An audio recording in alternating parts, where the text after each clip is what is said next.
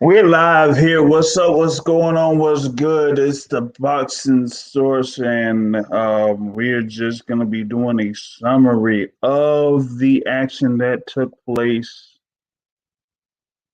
today. Want to just go through this quickly. Just looking at what has happened. Of course, right now, um, we had the announcement of the unanimous decision for Devin Haney to keep the WBC lightweight title. Had a near shutout victory over Yuriorkis Gamboa. Only one judge gave Gamboa a round, and it was something that we kind of like. I think a lot of people came in there with expectations for Devin Haney, given that the previous fight that Yuriorkis Gamboa had was in Atlanta last December against the, at the time, WBA champ, Gervonta Davis. Well, actually, he won the lightweight title, regular lightweight title in that fight.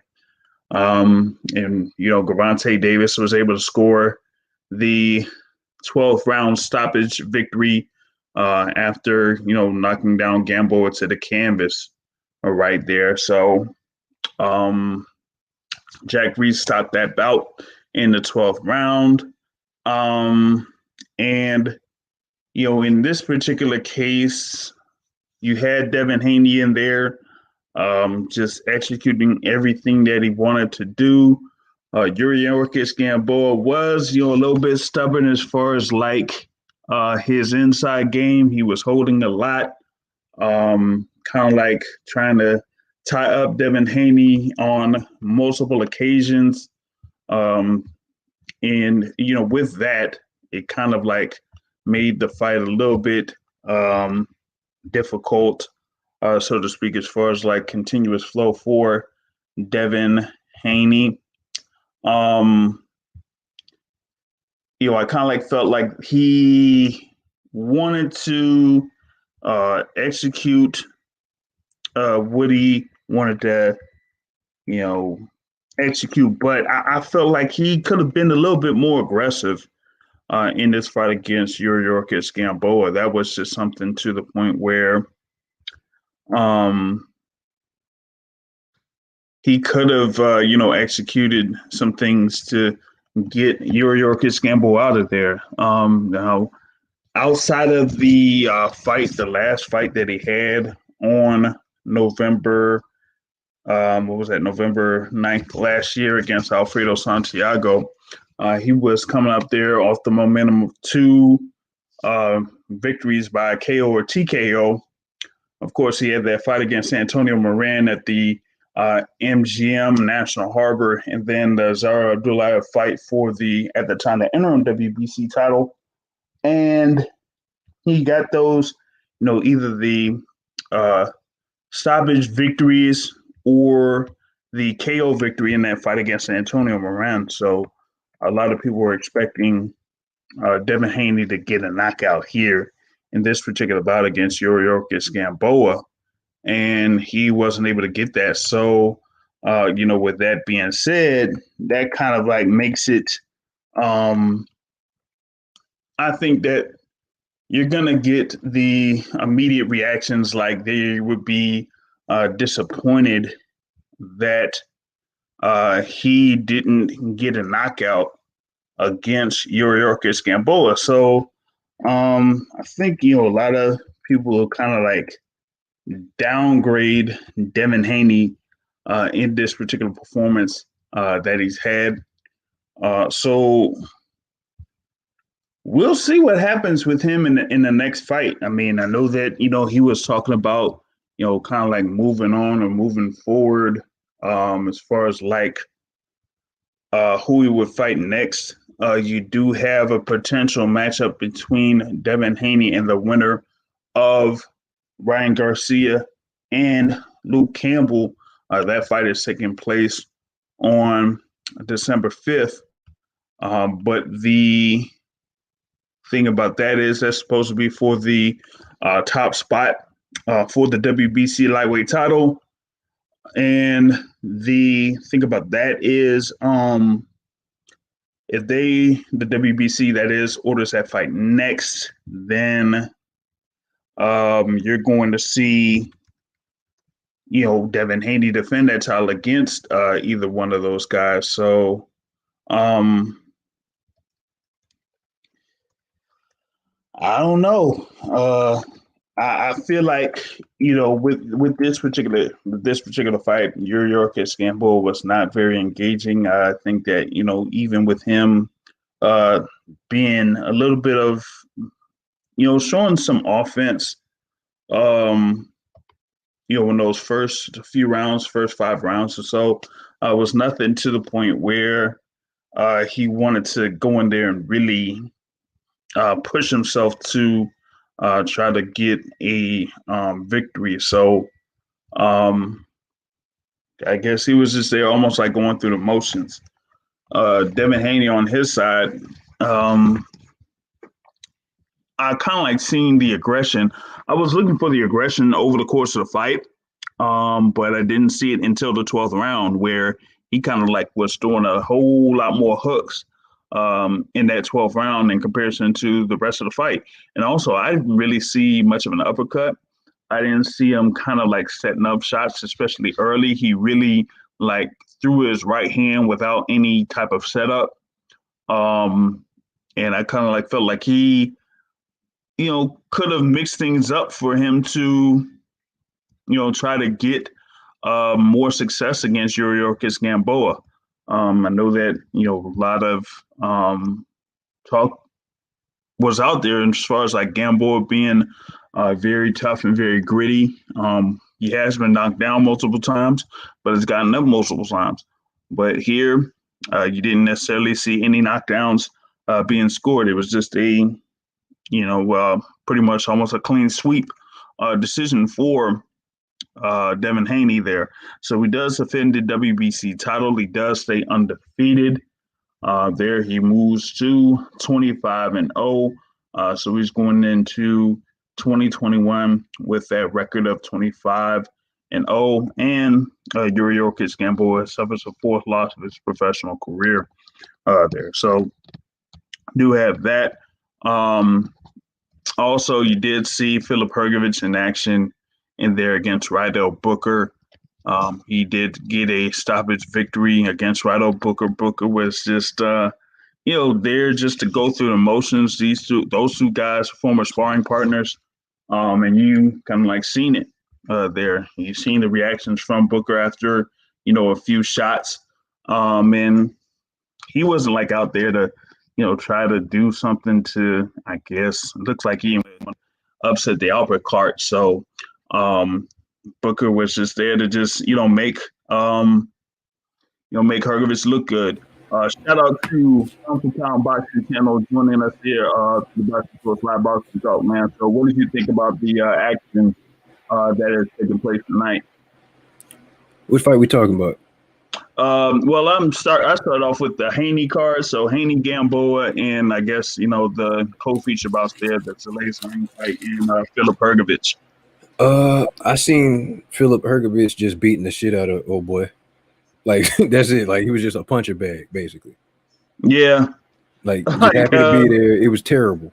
Yeah. It was happy to be there. But, man, I love in that first round, man, I saw Rydell Booker, man. I saw how he was looking. I was like, oh, man, I thought it was going to be a first-round knockout, man. I was like, yo, he was just there.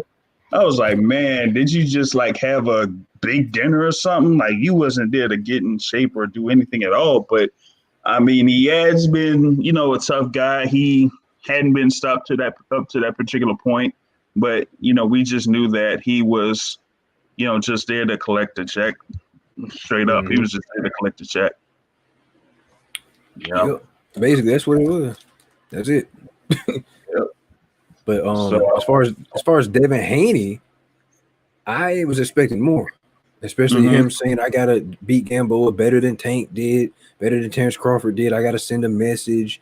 I want the Teofimo Lopez fight. This, that, and the third. Like, bro, I think he's a great fighter, but he didn't do what he was supposed to do. Like, as far as like, this was supposed to be a coming out party. He's supposed to have like a highlight, like that's supposed to go viral. Like, you know what I'm saying? I seen he turned it on in the fourth round, but he should have been doing that from the get go. Exactly. And you nailed it as far as like, having a highlight, because coming off of what had happened in the previous weekend with Gervonta Tank Davis having, what is a candidate for knockout of the year, and the amount of people that kind of like had the feedback off of that, you want to be able to do something to impress so that people will talk about it, for Sunday, Monday, Tuesday, or whatever it is. And he just didn't get that in this particular fight. He was just there, almost like he was kind of like chilling, kept the fight at range, but nothing to where he would be aggressive enough to, hurt Gamboa. And that's kind of like, surprising to me, given that Gamboa has been, on the canvas multiple times over the course of his career. Real chinny. He's real chinny. He's supposed to be testing out the new shoulder, coming off of shoulder surgery. And he, from what he said, he was like, "Oh, the shoulder, I was kind of scared at first, but now it's healthy. I'm stronger than ever, and I'm looking to send a message." And he didn't send that message to me. So now, like, the narrative for Devin Haney was, "Oh, he hasn't fought anybody." Now he beat Gamboa, but it's like you didn't. Now you look boring. Now they're gonna be saying, "Oh, he's boring. Nobody cares." You know what I'm saying? You're not helping yourself. So I don't know. You're not going to get Teofimo. Let's be real. Just like I'm telling everybody that's Team Devin Haney. I'm Team Devin Haney too, but we got to be honest about it. That fight will happen at 140. Teofimo is going to move up to 140. Devin said he's going to be having one more fight at 135. Then he's moving to 140. Just go ahead and move to 140 now, bro. Yeah, because if you're not going to have, I guess there's only one real fight that is potentially there for Devin Haney at 135, and that's against Ryan Garcia. And the thing is, it's like Ryan Garcia is looking for the most lucrative fight, and that's against Tank Davis, with Tank Davis being a pay-per-view guy, So, I mean, that just leaves Haney in a bad spot, And that's the sad part about it. At first, you weren't getting the fights because the guys weren't on your side of the street. Now, Ryan Garcia is on your side of the street, and you still not going to get that fight. Even though Ryan Garcia, I think he's going to be fighting Luke Campbell for the interim or for the mandatory spot to fight for the WBC belt. Yep. But Ryan Garcia is going to go the tank tank way. So why don't you just, I don't know what he's supposed to do. Like, I honestly think Devin Haney signed with the wrong promoter, like Bob Arum said. He should have signed with Top Rank or PBC. He's over there with Eddie Hearn. I'm all for it. He's 20 years old, youngest promoter in boxing. He's getting his money, cool, but you not fighting anybody. That's the only thing they're gonna say. And the thing is that, from a business perspective, you're not getting those opportunities. Like Ryan Garcia is fighting Luke Campbell when last year it should have been Devin Haney that should have fought Luke Campbell. Yep. And it was basically taken away from him. So he's basically gotten a bad break on there. Shout out to 1-2 Kid on here with us live. We're talking about the action from tonight. Just starting off with what happened with Devin Haney against Yorkis Gamboa. What are your thoughts about the fight? I think that Devin Haney put on a decent account for himself in his boxing skills. As for him trying to move up to 140, I don't think that's a good idea at all, because he didn't. I didn't really see him hurt Gamboa much in that fight, and he was landing clean, hard shots. So at 140, them dudes is monsters, and if he can't make them respect him, he gonna be in a world of trouble. That's how I look at it at 140. Maybe he's starving himself at 135. Maybe the power ain't there. I don't know, but he was landing clean shots. He's sharp. If he's gonna be a boxer, that's all he can be, and that's all he should be. You know what I mean? So I wouldn't enforce him into anything as of now. I think he's a very decent fighter. I think he's got good skills. I think he uses his jab well. He counters well. He does a lot of good things. But what I noticed was that power wasn't there like I thought it was, and I was like, see, he always seems to. He's inconsistent. I seen him look real sloppy in fights. He looked real sharp. I get it was probably due to the fact that the guy on the other side of him in the fight where he looked sloppy was a little longer than him. And now he was fighting a guy that was a lot shorter than him, so it made him look a little sharper. But I don't know, man. I think he could find himself in a world of hurt messing with a Teofimo or even a Tank Davis. I'm not saying that he can't pull off a W outboxing these guys, but once he commits, he's gonna be in a world of trouble. Yeah, I mean, if he's there in the inside with guys that can pop, that's going to be a problem for him. Mm-hmm. But he can box. Yeah, he definitely can box.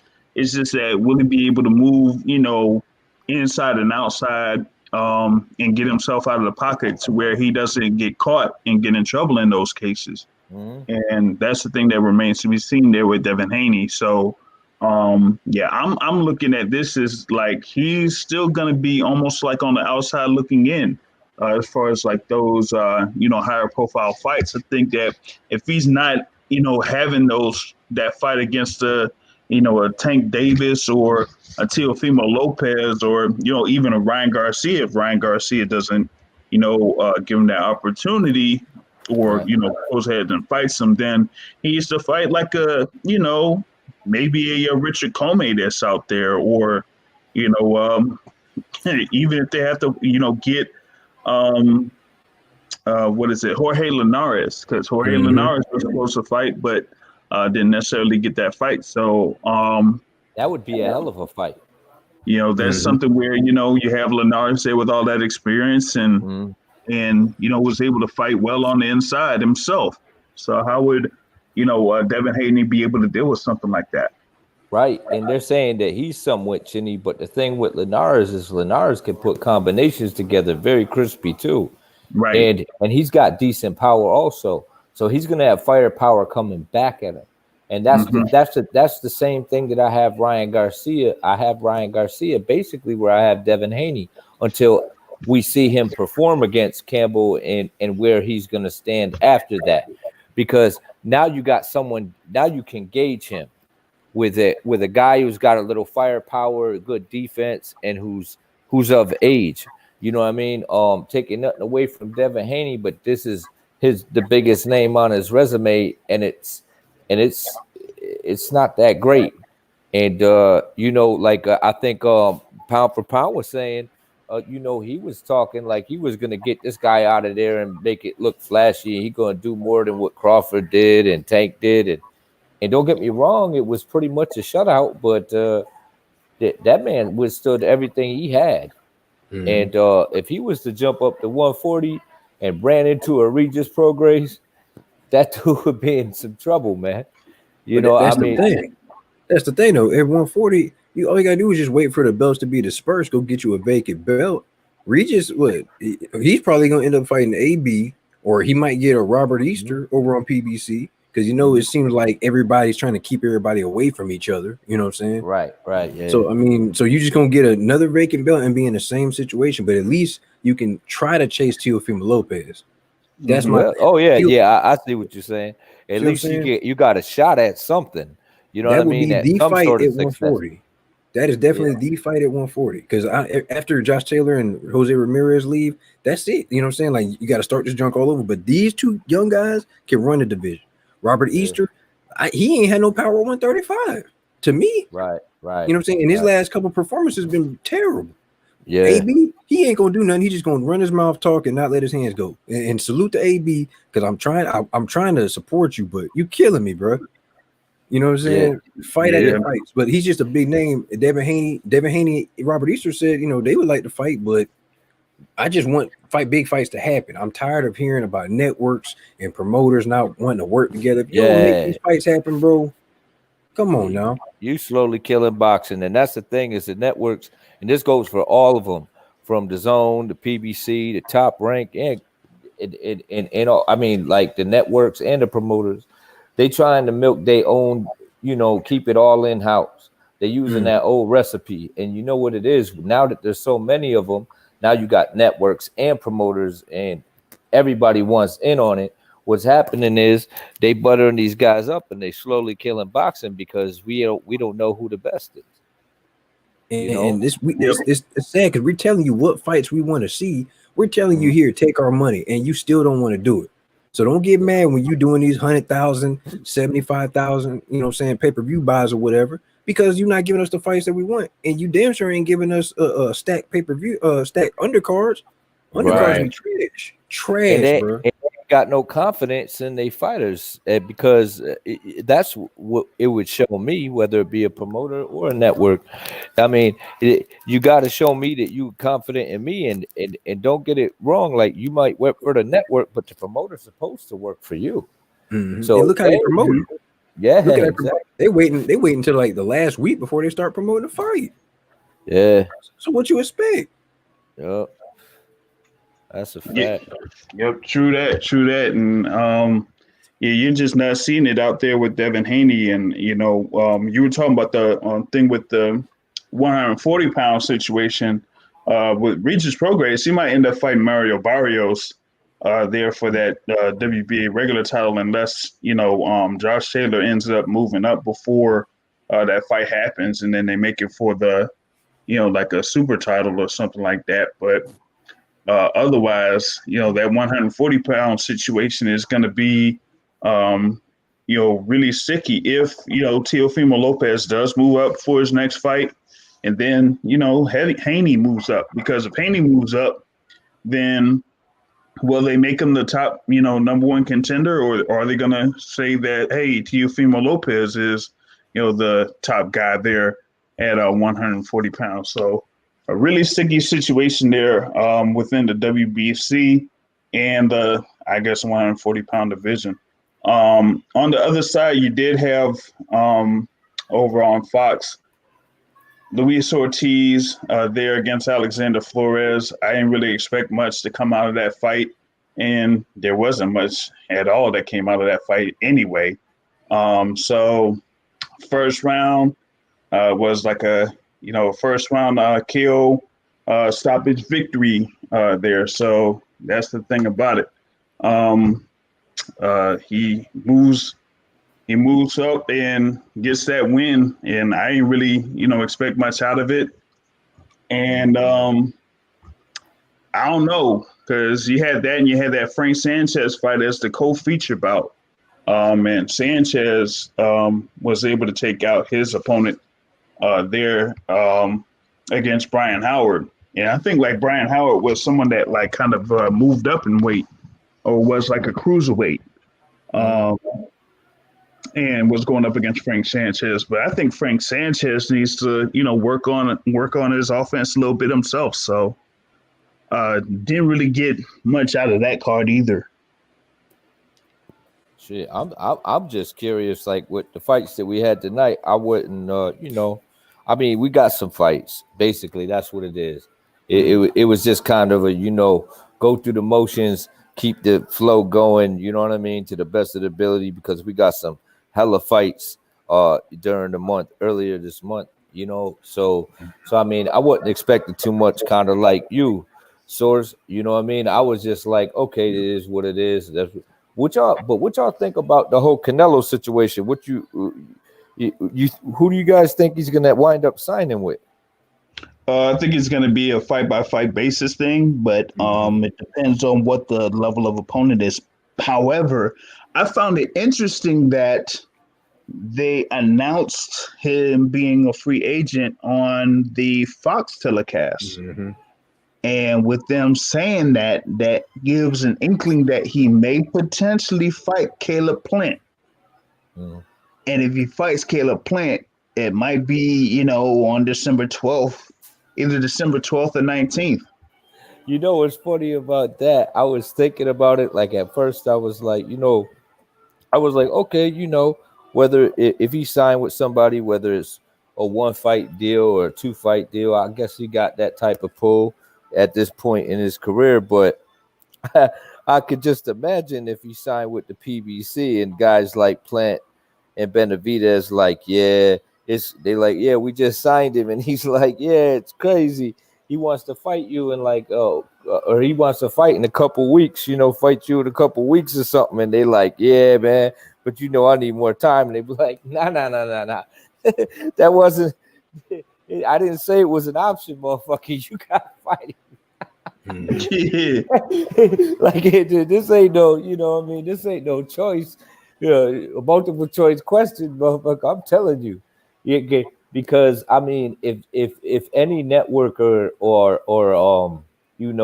promoter could get, or promotional company could get their hands on this dude, when he comes in, they're gonna try to keep him around. Yep.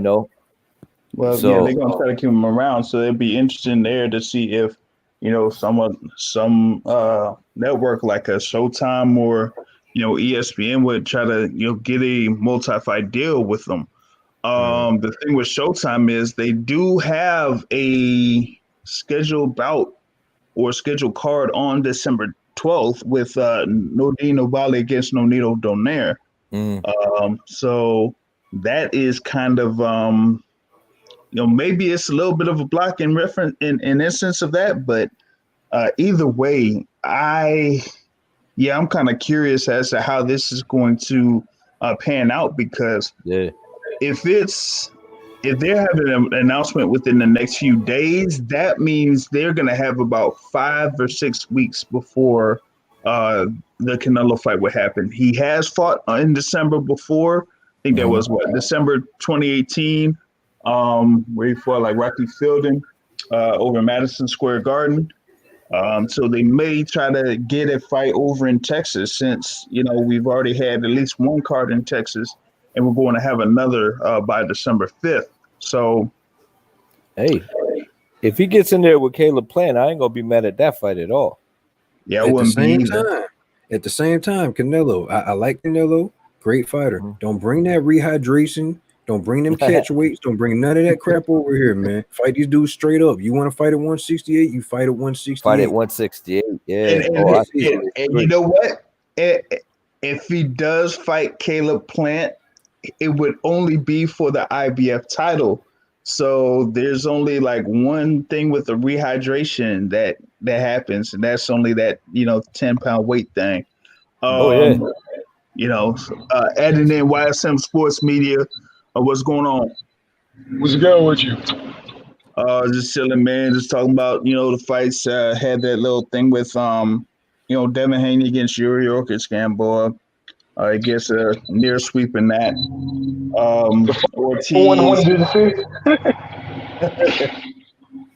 Ortiz. I don't know what happened in that fight. Like, I didn't even see the punch. That was a classic fight right there, boy. I mean, man, So, as far as Devin Haney goes, I'm looking at my timeline, and all I hear is, he can't compete with Tank. He can't compete with Tio. If this was Ryan, that guy would have been knocked out already. Fans get too much. They're looking for the spectacular, and every fight is different. I don't remember anybody looking great against Gamboa. Like, I saw Tank look like dog poop against Gamboa. Bud lost the first 4 rounds and then ended up clipping him. So maybe Gamboa is just one of them guys that you're not going to look spectacular against, but you'll get the win. Or maybe Dev isn't what we thought he was. I don't know. You only find out until we get all them young guns in the ring. I'm tired of judging people based off of different guys they fought. I need to see these fights. Right, and that's what makes it hard. It makes it hard to gauge these fighters when they're not in there with other names and guys that have been proven and can scrap. When you take a Gamboa, though, by the time Devin Haney got in there with him, man, like, this dude, he put on a better account of himself, I guess, than what he did with Tank. But at the same time, it was like, I don't know, man. Like, I don't think Devin Haney put on a bad performance in no way, shape, or form. I feel he did what he had to do, and I think his dad was like, play it safe, and he said it a couple times, like touch him. But Devin Haney really wasn't listening. He was trying to go for the knockout quite a few times in the fight, but he couldn't get this guy out of there. So I mean, that was on him for putting that pressure on himself. He should have just said, "I'm going in to get the win and defending my title." If he was talking like that and walking like that, then it wouldn't have been a surprise, and he probably would have got more props for the because you know what people are going to do. They're going to tear down his W right off the bat. You know what I'm saying? Bro, it's a no-win situation by the opponent that he chose. So I agree with you. It was no win from the rip, though, because everything Gamboa is past it. So if you knock him out, or you knocked out a washed-up Gamboa, if you don't knock him out, then you're overrated. So it was just a name on his resume. Yeah, so, I hear you. So I'm gonna add in a comment, fellas. So this was my first time truly watching a full Devin Haney fight. And like I watch other fights, but I just watch sparingly. So I got two trains of thoughts on what I feel about Devin Haney. One train of thought, you could say that he stayed, very composed. He stayed behind the jab, and he pretty much patiently fought a pace that any young man can fight and keep winning at that pace. What I kept wondering, though, is does Devin Haney not have another gear that he can push it into? Like, I get it, and I understand, the caution behind what he was doing, and he could win that fight all day. But I really kept wondering, when was he going to do what he tried to do in round 12? Even if he would have started in round 11, I think the fight would have been a tad bit different. Like, I was wondering where that next gear was. And so even with him throwing the jabs, did you ever see him throw two jabs? Did you ever see him throw two jabs in that fight? Like double the jab up or do anything different? Like he didn't do that. No. So I'm wondering, like, I'm not saying this about him because, again, that's my first real full true fight. But is the man limited? And this is the question I'm asking the field. Is he limited in what he can do, albeit he's a talented kid? Obviously, I can see he's talented, but is he limited as compared to other people who, when they need to bring it out, they can bring it out like that, Well, for me, they're all limited. None of the top 135 pounders are perfect, like that perfect storm of fighter. Tio, you saw when Lomachenko started punching back on Tio, he didn't know what to do until the 12th. Yeah. Ryan might be the most gifted, but technically flawed. Chin's always in the air. Tank is a rapper slash boxer slash dope boy. I don't know. So, media, I gotta disagree with you on that when you said Tio, because there were moments, where he looked confused and he was like, "What the hell is going on?" But in the 12th round, he did change the gear, and he made Lomachenko. He stopped Lomachenko in his tracks and made him think about what he was attempting to do. He made him realize that he was the smaller man in there, and he turned it up on him. That part. He did, but defensively, he showed a lot of flaws. He didn't know what to do when Loma stepped it up. When Loma decided to punch, for 4 rounds, Tio looked lost. Now, I'm not in the 12th. In the 12th, he was more aggressive, but he looked lost. He didn't know. He didn't know exactly where to get the range, what to do, counters. He struggled in that light in those 4 rounds. And to his point, I question with Tio that if somebody started with him earlier and put him under that pressure, that did make me question what would he do. Like if he was down rounds and wasn't winning just off a jab because somebody's cautious because they don't want to get hit with the right hand. Let's say he was down, like what would he do? I really needed him to answer that question in a fight. I see what you're saying. But I look at it like this though. How many people has Lomachenko been in there with that did know what was going on, no matter where they were in their career, when he would get off on them though? Rigo knew, that's why he quit. Right. So, but No what I'm mas. trying to say is he turned it up when he had to. So I mean, even though sometimes there's guys in there that just you're just gonna have to take them shots and you're gonna look confused, but you gotta be like, well, I gotta basically just like dig to get through this, and of course work on your defense afterwards. But in Right. that moment, you got to make that move. And Yeah. them guys was just, and most guys that he been in there with just froze and was like, I'm done with this shit. Like, this is ridiculous. And these guys was champions too, and they had a lot more experience than Tio did. And Yeah, Tio but just here's the thing on top of that.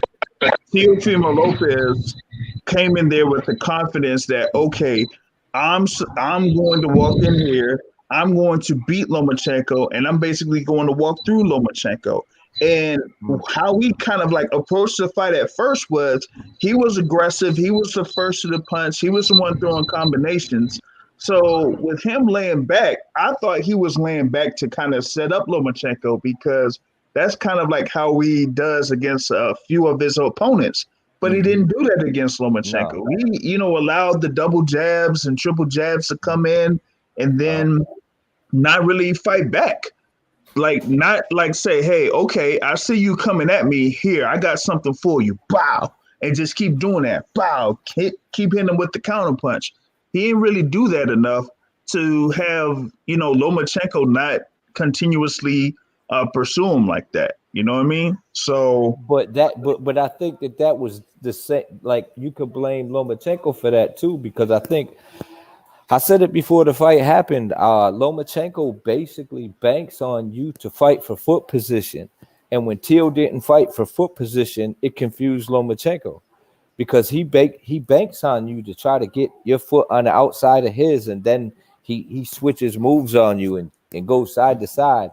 When he wasn't fighting for position and was like, nah, you're going to fight my fight, it confused Lomachenko. That's why Lomachenko didn't let his hands go.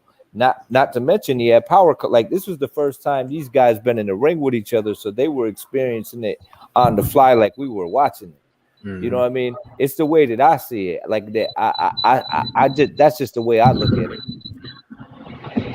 yeah, I feel you. Hey, Jay, can I say something real fast? Yeah. My whole point is none of these guys are a perfect fighter. Right. They're all flawed in a specific way. Absolutely. Which makes for more exciting fights. Like Dev, I'm not sure Dev has that pop. Tio, I'm not sure Tio's defense is great. Right. Technically flawed. Tank, like we said, is I don't know what Tank is. He's spectacular. He's spectacular, but we don't know what he wants to be when fight like or when training. He can get hit. Yeah. So everybody has a flaw that we can't say that the next person will definitively beat them. Yeah. Or they'll beat the next person. So right. I need to see these fights. Oh yeah, absolutely. No, I totally agree. That's what the problem is. We got all these good fighters and don't nobody want to fight anybody. Everybody got excuse. Promoters are hiding them. Come on, man, make the fights happen. Get the show on the road. I mean, here's my thing with December 5th. If Ryan Garcia defeats Luke Campbell on December 5th, I want to see Devin Haney stepping into the ring again like he did after that Francisco Fonseca fight. And they got to make that fight happen. Y'all can't be talking about the fight potentially happening over the course of the year, and then it's this close, and y'all saying, "Oh no, well, we're not fighting each other right now. It's not a good time for the fight." Nah, y'all gotta go ahead and make those fights happen. That's Devin's fault. Right now, tonight should have been Devin's coming out party, sending a statement because nobody's gonna want to fight him. Now they're going, like I said, now they're going to say, "Oh, he's boring." So now they're not going to take him serious. He wasn't getting fights before. Now they really not going to want to fight him. It's gonna be a Lara or Andre situation. That's what it's gonna be, and they're gonna be like, "Oh, nah, man, I ain't fighting that dude," and that's what it is. But you know what though, with Devin Haney, what I think Devin needs to do is work on his defense, like perfect his defense, because I mean he got a skill set, and I think if he works on his skill set and just gets his defense like on super par, then people will love to hate him. You know what I'm saying? And he'll get them big fights because everybody's gonna want to see him get put to sleep. You better start pulling up on fighters like Shannon Briggs with Klitschko. Yeah, or that as well. Yeah, and just running up on him. I mean, hey, Lara didn't get a shot with Canelo till he pulled up on him. Mm-hmm. You know what I'm saying? You can't be smiling and joking and stuff. Nah, you got to really want this fight, man, because they're not taking you serious, bro. Yep. That's exactly you gotta be hungry for it. Canelo don't like that at all. Yo, the Guadalajara in him was like, nah, man, me and dude got to fight. Like, you ain't gonna keep pressing. You ain't gonna, you ain't gonna step to me like that. You ain't gonna pull up on me like that. Nah. I mean, Tarver had to do that shit with Roy too, and it worked. And he got a rematch though, but Lara ain't get a rematch. Lara ain't get a rematch. De La Hoya cut that shit out right at the at the post-fight press conference. He was like, "Nah, there ain't gonna be no rematch. You gotta get in line." Like it's like, oh man, that's some bullshit. But hey, it is what it is, man. Yep, true that. I just got to see like how this 135-pound division is going to shape out. This is the best momentum that they could have at this particular point. I mean, earlier in the week, Ryan Garcia kind of like labeled them the four horsemen of the division, and Teofimo Lopez was saying like, hey, we're like these young guys. We're not here to like just wait things out. We want to have these fights, sooner rather than later, or have the bigger fights, as early as possible. So here we got this opportunity right now. 2021, those four guys should be able to find a way to fight each other. At least have, one guy against another, and then have, I'd say, the Tank versus Ryan, and have Lopez versus Haney. I don't see how that can happen. As much trash talk as they've had against each other over the course of this year, there's no way that they can't, make those fights happen in 2021. There is one guy though. They've been trash talking and trolling the whole pandemic. Ryan Garcia, Devin Haney, they've been talking on social media the whole time. I know what's gonna happen. Teofimo's gonna move up. He's gonna disperse his belts. Then Ryan gonna get a belt. Tank gonna get a belt. You know what I'm saying? Everybody gonna get a belt, but they're not gonna feel the pressure to fight each other. There is one young gun though. I think was it YSM that said that these guys all got flaws. There was one guy that's in the in the younger the star community that's coming up, and I think that's Shakur Stevenson. Yeah, that dude. I don't see many flaws in that dude at all, and he done been in there with them all. In sparring and training with all the right people, I'm like, hey, that dude is pretty nasty, man. I've heard some stories about sparring with Shakur Stevenson over this way in the DMV, and they're like, they don't really they don't put him in that. He ain't none of that, man. Come on, man. Yeah, like, dude, he's good, right? He's good. People be hyping him up like he's special. He's not special. He's good. He's not. I don't know, man. All right, name one special thing he does. Go. Name one bad thing he does. That's what I'm trying to say. He's all eight. He's like all eight. He's like an all eight fighter, but it's nothing special. Like I don't hear anything from people that have worked with him, sparred with him, whether it's in the DC area or in the New Jersey, Philadelphia area where he kind of like frequents, where they say, oh, Shakur Stevenson is head and shoulders above everybody that he kind of like works with. No, they don't really say that about Stevenson.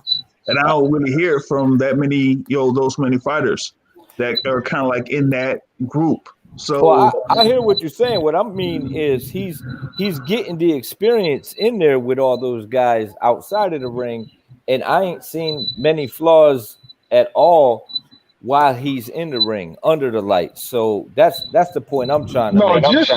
just power, just the same as Dev. He's not. Yeah, right. That's the only thing that you can say that he's not a big puncher. But as far as skills wise, he really doesn't have flaws. No, you're right about that.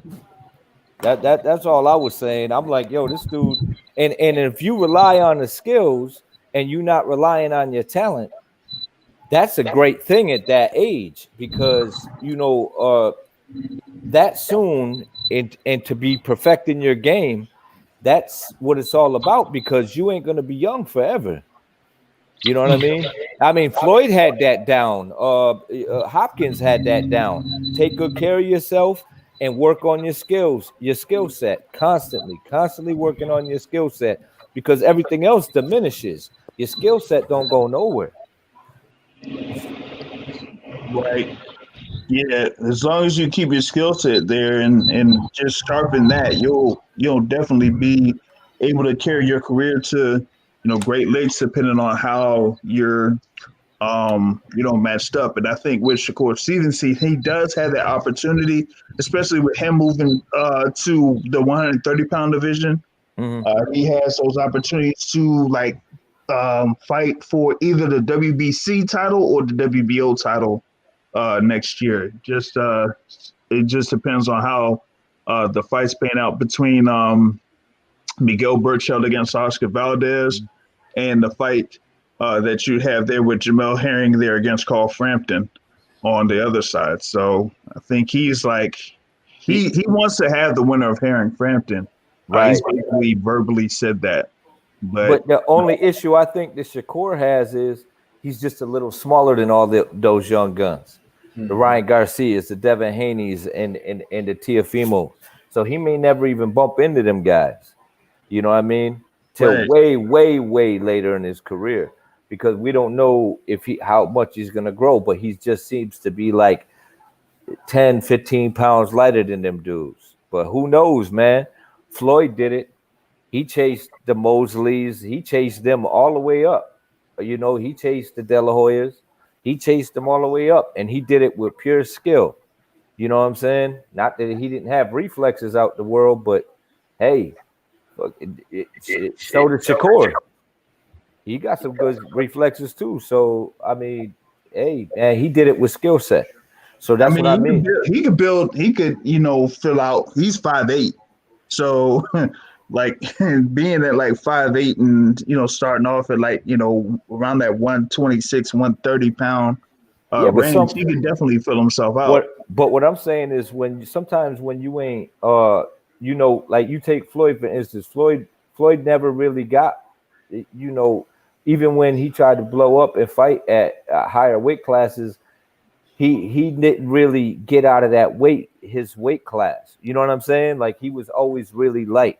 So what I'm trying to say is sometimes when guys, even because they have they're tall and they lanky, don't mean that they could put on the weight right, or they may not just be strong. They not naturally like that. Like when you take Paul Williams, when they pushed him to the middleweight division, it wasn't the same. They were like, oh, well, this dude belongs in this division because he's got this reach and this height. But in all actuality, he belonged at 147. They just pushing him out the division. And some people don't, when they blow up in weight, they really not the same fighter. You know what I'm saying? That's all I'm saying. So I don't think that maybe he'll fill out. Maybe it ain't meant for him. You know what I mean? Mm-hmm.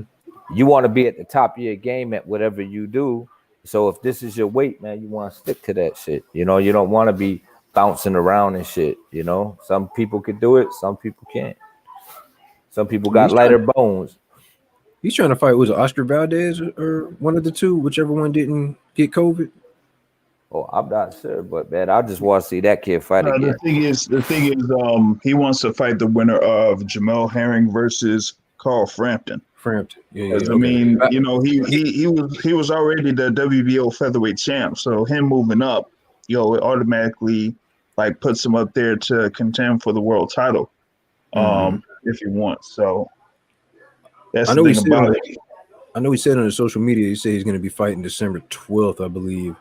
I think like 5 weeks notice or whatever. So, I didn't know what was up with that. Nobody else said anything. So, Nah, yeah, I ain't hear that much, that much else about it.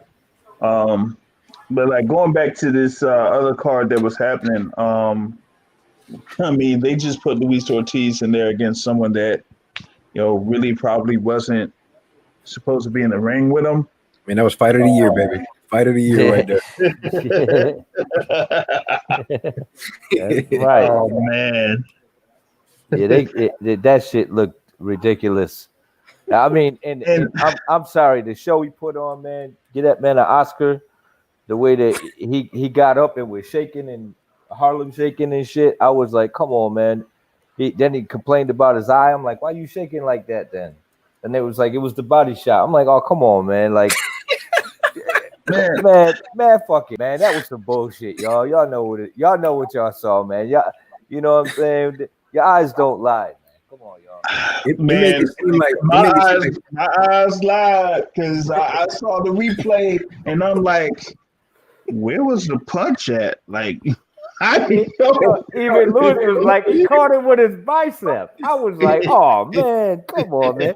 Yeah, it was like a clothesline, like in a WWE wrestling match. I'm like, man, y'all reaching like a motherfucker, man. Like, I was like, shit. Then they didn't even show the replay. I was like, they turned it back on to like some NFL shit. I was like, damn, they're like, we'll be back with the replay. Some NFL shit came on. They were like, yeah, man, we got to sort this shit out. What we going to come up with? You know they did, man.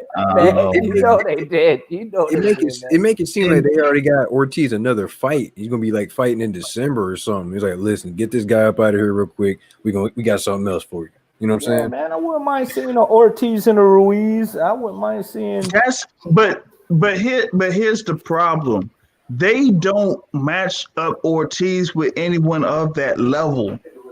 Like, it's almost like they just leave him. Like here's the thing, right? You got Luis Ortiz. He lost to Deontay Wilder by knockout. Why is he still among the top 3 in the WBC rankings in WBA? Like, who has he defeated in order to be at that position? Hey, man, I have no idea. And when it comes to the WBC, why is Yildirim ranked number 1 in the WBC at 168? Like, it's like this dude coming fresh off a knockout. How that shit work? You know what I mean? He lost to Chris Eubank. Yeah. I'm like, what? This dude coming off damn near back-to-back losses and just got slept, and here he is. I don't know, man. I really don't know, but I mean, I guess the guy. I mean, who else does Ortiz got on his resume? Jennings. That's it. Yeah, you got Brian Jennings there. You got Malik Scott there. But Dominic Brazil in there, man. Dominic Brazil, Luis Ortiz is a good co-main event for an undercard pay-per-view fight. That's a good fight. I would accept that fight because no. You know who'd be a good fight for him, y'all? Honestly, who's the dude who walks this earth like a god? Charles Martin. Charles Martin. That would be another one because the other fight that I had for Charles Martin was actually Andy Ruiz, but that was for a promotional perspective because you have, the trainer there is now with Charles Martin. So, him against Andy Ruiz, that would have been a good fight, between those two to see like, okay, where are each one of those right now? Well, I mean, it's not like Andy Ruiz got stopped. Charles Martin with Manny Robles, so that would have been a good matchup right there. I like that. Another one, another person said that he would like those type of fights that I, talked with earlier this week. Earlier this Fallen. I mean, he was there. He had his fight months ago. And so he'd like to have one of those type of fights against those guys. But for me, Ortiz does tier 2, near tier 1 guys within that PBC that says, okay, is he able to defeat those guys so that he could have another world title shot? You know what I mean? But they've never really done that with Luis Ortiz. That's why I'm like, okay, how are y'all giving Luis Ortiz all of this when he hasn't really had those type of fights? Even a co-promotion with that kid who just came back again, that Hrgovic. Who has the WBA regular heavyweight? Oh God, isn't it the guy that hasn't fought in like 50 years, Mahmoud Char? Yeah. Somebody get that belt from him. That can be like a TV title or something, since they love the WBA regular so much. Yeah, since they make. And the WBA is trying to, had the lead as far as like creating belts. They had the gold title, and Robert Helenius has the gold title after the defeat in Adam Kaunaki. So they talking about running that back. They talking about doing a rematch for that. Yeah, potentially, running that back. I don't know. I don't know if I want to see that again because if Adam Kaunaki hits another one of them shots, it's but that's all he does. He just walks you down and he's always in your face. So that's why they were saying, he might beat Wilder. If Wilder touched that man, it's a wrap. That's it. That was the thing. Anybody that had a pop, behind their punch with their right hand could just stop, Adam Kaunaki in his tracks. So fights like that's why like that Kaunaki fight against Areola was a great action fight because they, are very active, but they don't really have that much pop in their punch. So maybe you can have Andy Ruiz there against against the Kaunaki. That would be a good little fight, and if you're able to have a crowd, that would definitely bring a crowd, as far as like being a good action fight. Well, you know what though? I think what would be a great fight is Ortiz and Chisora. Yeah. Ortiz could, I said, we all know the outcome of that, though. Yeah, Ortiz will get him, though. Chisora just puts himself out there for the first couple of rounds, and then after that, he's toast. I'm going to say something that's going to make everybody look at me like, are you serious? I think PBC needs to go ahead and sign Jarrell Big Baby Miller. I'm just saying, if he come back, you know what I'm saying? If he doesn't get any type of suspension or whatever, I don't know what's up with that. Yeah, the way he could promote a fight, talk his way into some fights. Yeah, you right about that. Yeah, he could promote. He's another guy that's like Andrew Ruiz or Adam Kaunaki, but Adam Kaunaki and Miller, kind of like buddies. But they all have a similar style though. Miller can promote though. So we just want Al to waste millions of dollars like everybody else. Absolutely. Just waste that. Just waste the career, bro. It ain't my money. He said, "It ain't my money." I order a pay-per-view. I'll participate. Yo, we could use Al could use that money on somebody that actually show up in the ring. He already overpaid everybody. Come on, man. For me, I want to see more of Hrgovic, because he was on the scene 4 or 5 years ago. I don't know what happened. I want to see Hrgovic. I want to see Tony Yoka. I want to see Dubois. I want to see everybody except Eve and Jagba. I'm good on him. You're good on the Jagba. Jagba's trash. Jagba is trash. He can't do much at all, man. Hrgovic, but earlier this week, man, he was talking some stuff about Alan Babbage, yo. He was like, man, Babbage, he may have a little bit of skill, but he's too small. And he said he would like walk through Babbage. I was like, oh, is that right? I was like, okay. From what I saw, his spar session with Wilder, he might be right. He was taking them shots and he was giving them back. Yeah, I mean, he's If he like sharpens, if he's like really sharp, then he'd be a real force there in heavyweight division. I think that's the thing. I think the heavyweight division could build itself to be very good within the next, year and a half, 2 years, with all of these guys that are there within that. What is it, like 14 or 15 or 20 fights that have like 14-0, 15-0, 20-0, that type of thing, and match those guys together within the next couple of years, you're going to have a lot of good action fights. I need to see more Michael Hunter. I don't want to see any more Huey Fury fighting anybody ever. Yeah.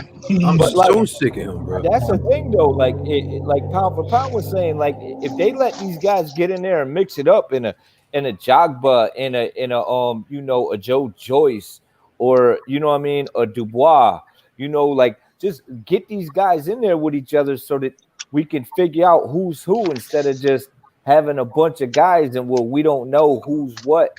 And everybody just trying to hype these guys, but we ain't engaging nobody. So just throw them in there, man. Let them mix it up. That's what they fighters are supposed to do. I mean, you got the Joe Joyce, Daniel Dubois. You got Junior Fa against Joseph Parker. I mean, those are the fights that would be definitely good out there. So, yeah, I'd definitely like to see those type of fights. Those are the ones that kind of like build out who could potentially, fight for a world title later on down the line. And that's the thing that I think YSM was saying. I think Joseph Parker is one of those guys that don't have a second gear. Yeah, he sure does. He's got all that talent, man. Like, he got good feet, got good hand speed, he got decent power, good chin, but he just don't got that. I don't know. He's like missing something, like that desire to go for it. It's like we said a while ago. He ain't no killer. Yeah. He don't have that. He's 1 calorie not evil enough. He's semi-evil. He's the Dakota of evil. Yeah. So, I mean, at the same time, you could ask Dylan White if he a killer. That man was hanging on for dear life in that 12 round. Yo, first off, Dillian White, any kind of top level fight, he's always hanging on for dear life. He's always like knocked out or like getting his ass kicked really bad, and they just give him a decision. Like, I've never seen Dillian White in a fight in a competitive fight that he wasn't getting his ass with. Always Can on the anybody name one? 12. But in all those fights, he had moments where he was kicking their ass. That's what makes him exciting. And then What do they say? What do they always say? Oh, that's the heavyweight division. You always have that chance in the heavyweight division. So it's not like Dylan White is somebody that could blow anyone away. That's the thing with Dylan White. Right. It doesn't matter if it's like a top level fighter, anything like that. Like, he doesn't blow people away. It's just the instance where either he'll, knock somebody down or he'll get knocked down. You saw it in the second Chisora fight. Chisora was into him there, and then he just knocks Chisora out. So. Yo, I might have been the only person that called that Povetkin. I knew it.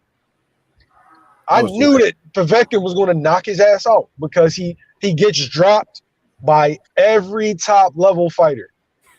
But the thing is about Povetkin might be one of the best finishers in the heavyweight division. If Povetkin gets you hurt, he gets you out of there. That uppercut, with the exception of Joshua. That uppercut he froze him. No, he just was like freeze. That shit was hilarious. Oh shit!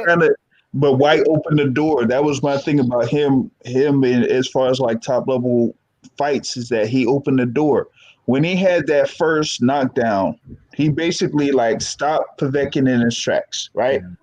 And then in that fourth round, he gets in the inside and he catches him with the uppercut on the inside. But in between those two knockdowns, like, White didn't, turn on the switch and finish off Povetkin.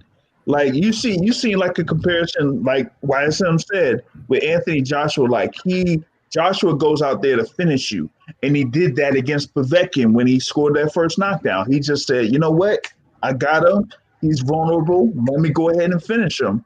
White didn't do that. He just, like stayed patient and just was like, let me keep my range. Let me throw 1-2 and see whatever openings I get instead of going for it right then and there. Source, the problem with that whole situation was his jab got lazy and he didn't defend it. He didn't pull his jab back. And when dude slipped right underneath this shit and caught him with that uppercut because he seen that shit was slow. Someone please call 911. Yeah, bro. Dillian White got knocked out in Eddie Hearn's backyard, bro. Yeah, man. Yeah, like that shit was so bad, man. That shit was so. I was like, and I was rooting for him too, because I'm like, man, the WBC been giving this motherfucker back. And then when he got slept out, I was like, oh man.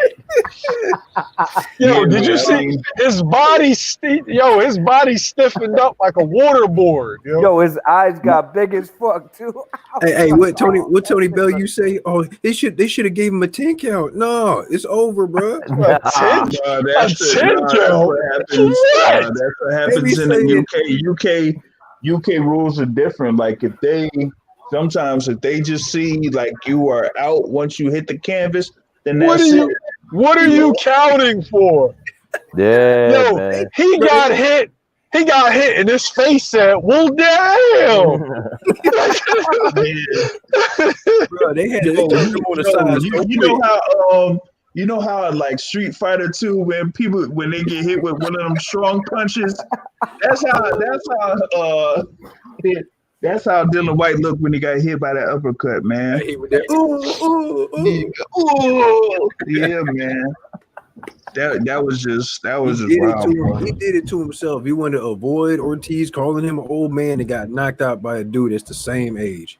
Well, I'm not gonna go into that because there was worse skills. Ortiz could have fought Dillian White, and the thing is, he just went elsewhere on that. So, can we talk about the sparring, the conversation that we was having yesterday? Which one? About the kind of caliber of sparring that Deontay Wilder is getting should get. Yeah. All right. So me and YSM were talking about like he hit me up and I told him the story about before the Tyson Fury fight with Deontay Wilder in February. Fury was out there in Las Vegas at one point because he had been going back and forth between Kronk Gym and Las Vegas because, of course, he's been stationed in Las Vegas ever since signing with Top Rank. And during that time, Anthony Joshua made a drive over from Los Angeles or a quick fly over from Los Angeles to Las Vegas to, give Tyson Fury some work. And, of course, they've sparred before. That was like years ago. They start again, and it kind of like goes into the caliber or the quality of fighters that Tyson Fury is able to work with because he's worked with the likes of Jason Parker and other top level guys in comparison to Deontay Wilder, who spars with guys other than that Hergovich thing. He really doesn't get work with that many high level fighters over in Alabama or whatnot. So. I mean, we feel like he needs to get that type of work because he hasn't had it since he was early in his career over in Kronk Gym against like Klitschko or something like that. But ever since then, he really hasn't worked against any guys anywhere near that type of level.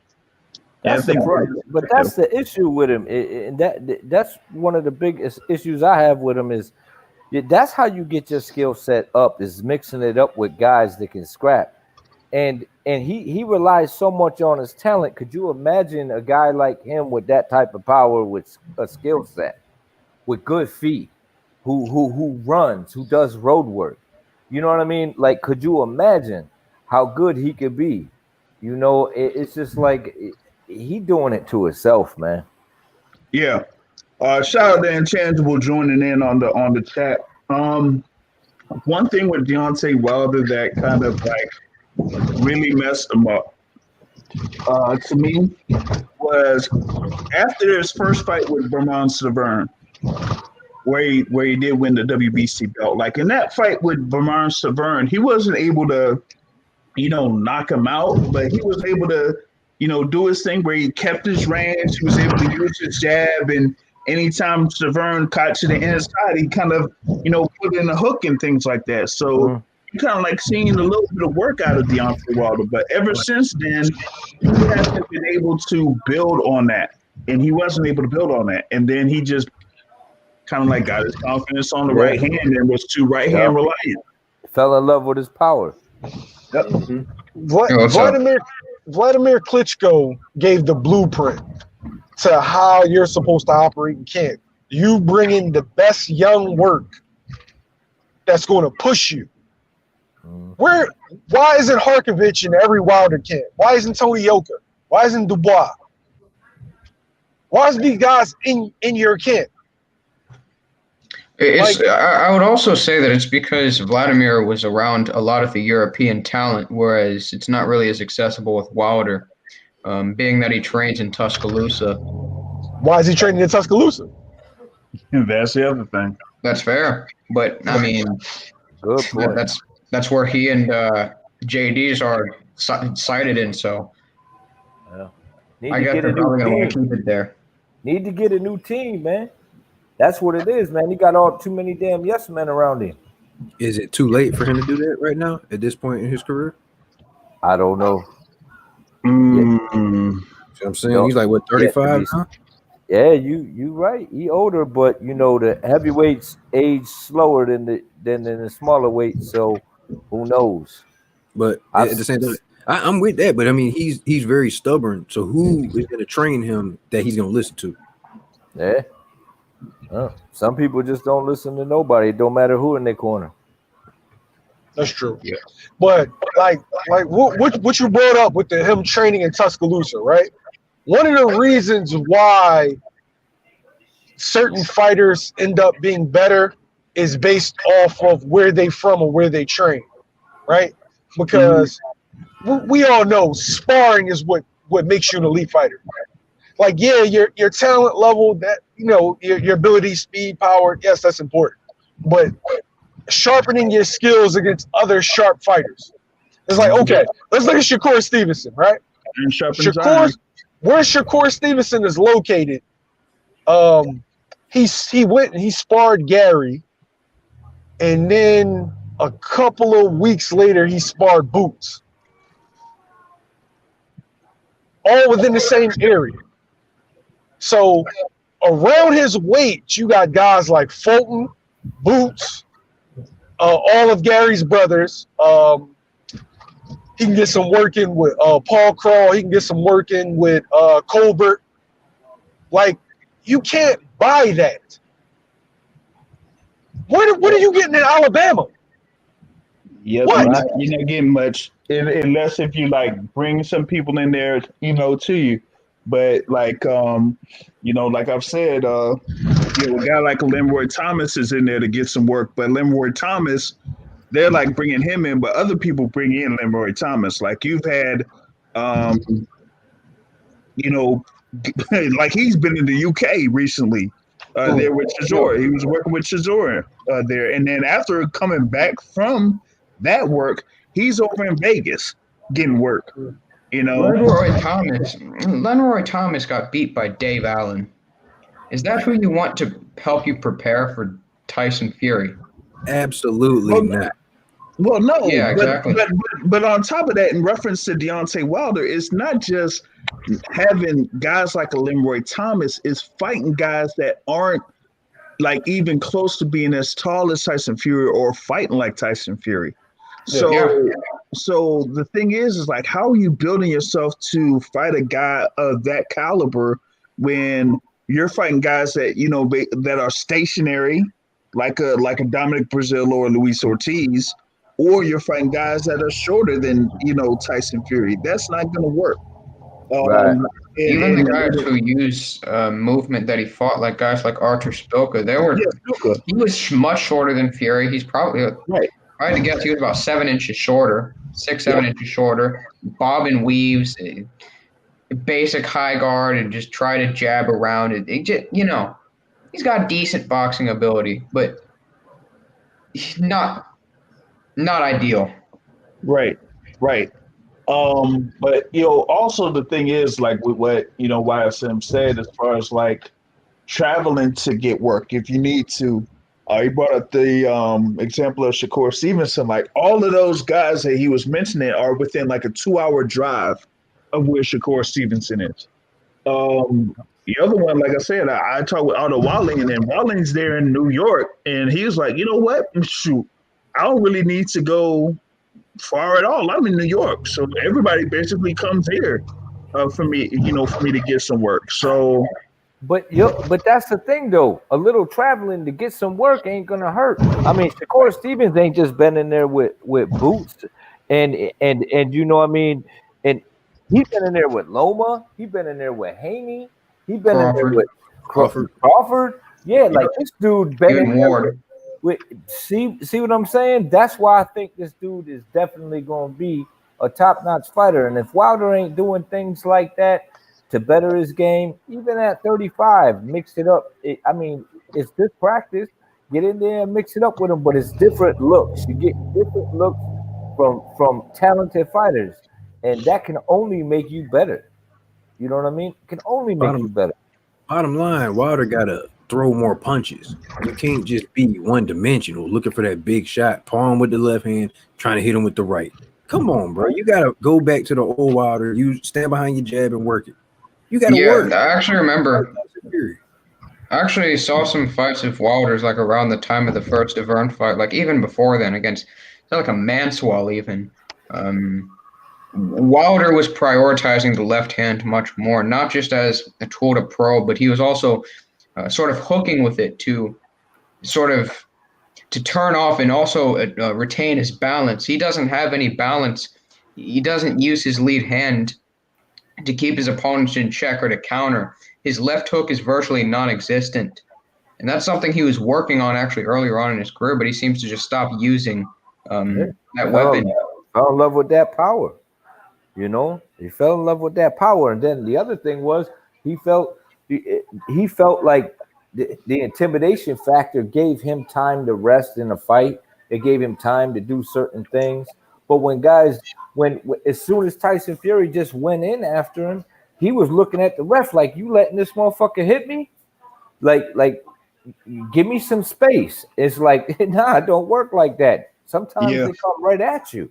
You know what I'm saying? And a guy that's your size. So you guys are right about the sparring because you want to be in there with bigger guys because that's what the heavyweight division turning into is just fucking giants, man. Yep, exactly. Like if he gets someone like a Tony Yoka in there, man, like I mean, that's something else right there. Like a Tony Yoka is there that's tall too. So, he could definitely give him some work as well. But it's like either he or his team, like I think his team there with JD's, it's like he's totally content on just having those type of, either fighters coming in for training or, just going through the motions, so to speak, like I'm not really good with what is it? What I would say that second Luis Ortiz fight, I didn't really see much, out of him from that. It was almost like he knew that Luis Ortiz couldn't do, much that Luis Ortiz could do against him. All he had to do is just release that right hand, and that's it. I'm gonna let you punch yourself out, catch you slipping. Good night. That's all he does, bro. Yep. No, that's basically what he's trying to do against Fury the second fight, but the ref stopped it. I seen he was trying to. Man, that whole second fight, I'm gonna tell you what his whole problem is. He buying into all the gloves and he got poisoned and all that bullshit he talking about. I'm put it like this: the man don't do road work, so his legs is weak. He put on 15 to 20 pounds on his upper body. Now that definitely not gonna help you if you don't do no damn road work. That's why you tired. You carrying the extra 20 pounds. That's what it is. And then you got a fucking damn near 300-pound, 6'8" motherfucker leaning on you. That's why he didn't have no damn legs. You know what I mean? And that's all there is to it. Like there ain't no smoke and mirrors about the shit. That's what it is, man. And he ain't had nobody in this camp to tell him what he should be doing and what he should be working on, because everybody wanted to take their selfies and say I'm with the champ and all that shit, but didn't want to lose their job. And what he needed some real motherfuckers around him to tell him to get his shit together. And that's the bottom line, man. That's how I look at it. I mean, the water situation is something that's not uncommon in boxing. Because me and YSM, we've had that discussion before. It's very common. I can't say that it happened or it didn't, but it's very, very common. So you saying it's common for motherfuckers to be spiking people's drinks and shit? That's crazy, man. That's awful. That's awful. I didn't realize it until actually talking to trainers, and I'm not even talking about major fights. I'm talking about sparring. Wow. Like they have to watch out for it in sparring. So yeah, it's a really old trick. That's sick, man. It's all about money, man. See, I don't know if the glove gate and water, all that stuff happened. I'm just open to it. I'm like, okay, if it did happen, I need more proof. I need somebody to go to court. You know what I'm saying? I hear you. I hear you. Everything y'all saying. I'm just saying the things that I brought up ain't gonna help. You know what I'm saying? Right. That's all bad. That's all bad business. If my legs ain't strong and then I'm carrying 20 extra pounds up top, that ain't gonna help. If this man leaning on me, that ain't gonna help. You know what I mean? That turnaround 6 weeks from Ortiz. Right, and not only that, if I'm not used to fighting on my back foot and don't get good sparring, that ain't helping either. And if everybody's saying, "Oh, nah, man, you the man, you could just do this at any good time," that ain't gonna help. You know what I mean? So none of those things help. And if someone's fake they drink, well, damn, that's just awful, because like that's just gonna make it 10 times worse. So I'm just saying that what you can control, you should control. That's all I'm saying. Yes, you're 100% right. Do we know that the water was spiked? No, we don't. But I know your hand placement is bad. I know your footwork is bad. I know you don't jab enough. Like these are. I know you don't know how to punch to the body. Like these are all things that you can change. These are all things that you should have changed. Right, and I feel also the other issue is he was literally more active in those first 3 rounds than I've ever seen him. Like where he was like getting off because he wasn't accustomed fighting backwards, so he was like trying to earn that respect, and it wasn't working. And then when you land in your best shots on people, that's gonna suck life out of you. You know what I mean? It's like I landed my best shot and I put everyone to sleep, and this dude keep coming. Now where I come from, he wouldn't set the shots. Yeah, but right. But I'm just saying, like where I come from, people say, hey, if they could eat it, feed it to them till they full. You know what I like that. Yes. My son said that to me. He said, man, I hit this dude with my best shot. Motherfucker ate that shit. I said, give him some more. If he hungry, give him as much as you can. You can't do it no more, then then you a little assed out. But shit, man, keep on feeding that motherfucker. Yeah. The body can only take so much, Right. Yeah. Right. Yeah, the thing with Wilder and I see it, over the course of his career where he got right hand reliant. Yeah. But being right hand reliant and not being patient in setting up his shots, he puts so much into his punches that he overexerts himself. And that's where he does get those types of injuries, like with the shoulder, with his bicep and things like that. And you got to understand, like, whether you overexert yourself and you hit or you miss, it's going to take a toll on your body and on your arms, So whether you do land or whether you don't land, you're going to I mean, your arms and your shoulders are going to feel it. And if he just doesn't get himself set, relies on his, he doesn't really have a base. He doesn't rely on his base to where his base builds everything. And that's how you basically fight. You rely on your base, you rely on your core to build your shots. And if you can't be like that, then you're going to have those instances where you're going to injure yourself a lot or you're going to miss badly. And it's going to, make you you're going to end up paying in the long run, So going up against guys like the likes of Tyson Fury, if you're still doing that, that's not going to be good at all. You got to add some stuff to your game because if you don't, and he was accustomed to be able to lean back away from shots because he was so long, right? So tall. Yep. And now he got a guy that's with a reach just like his, who just as long as he is, and he can't just get away with that. That's the worst thing you want to do with somebody your own size is to lean straight back.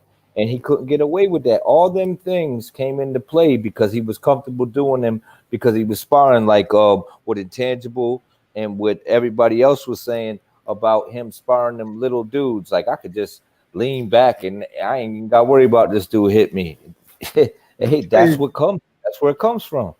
Hey, I have the most unorthodox idea for Deontay Wilder's training camp. And when I say it to people, they initially be like, what?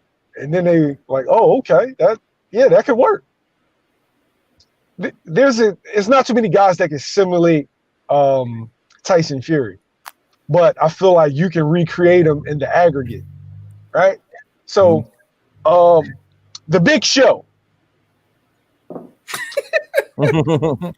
Sounds crazy, right? Where the hell are you going with this? Sounds crazy, right? Put the bodysuit on the Big Show. Give him some gloves.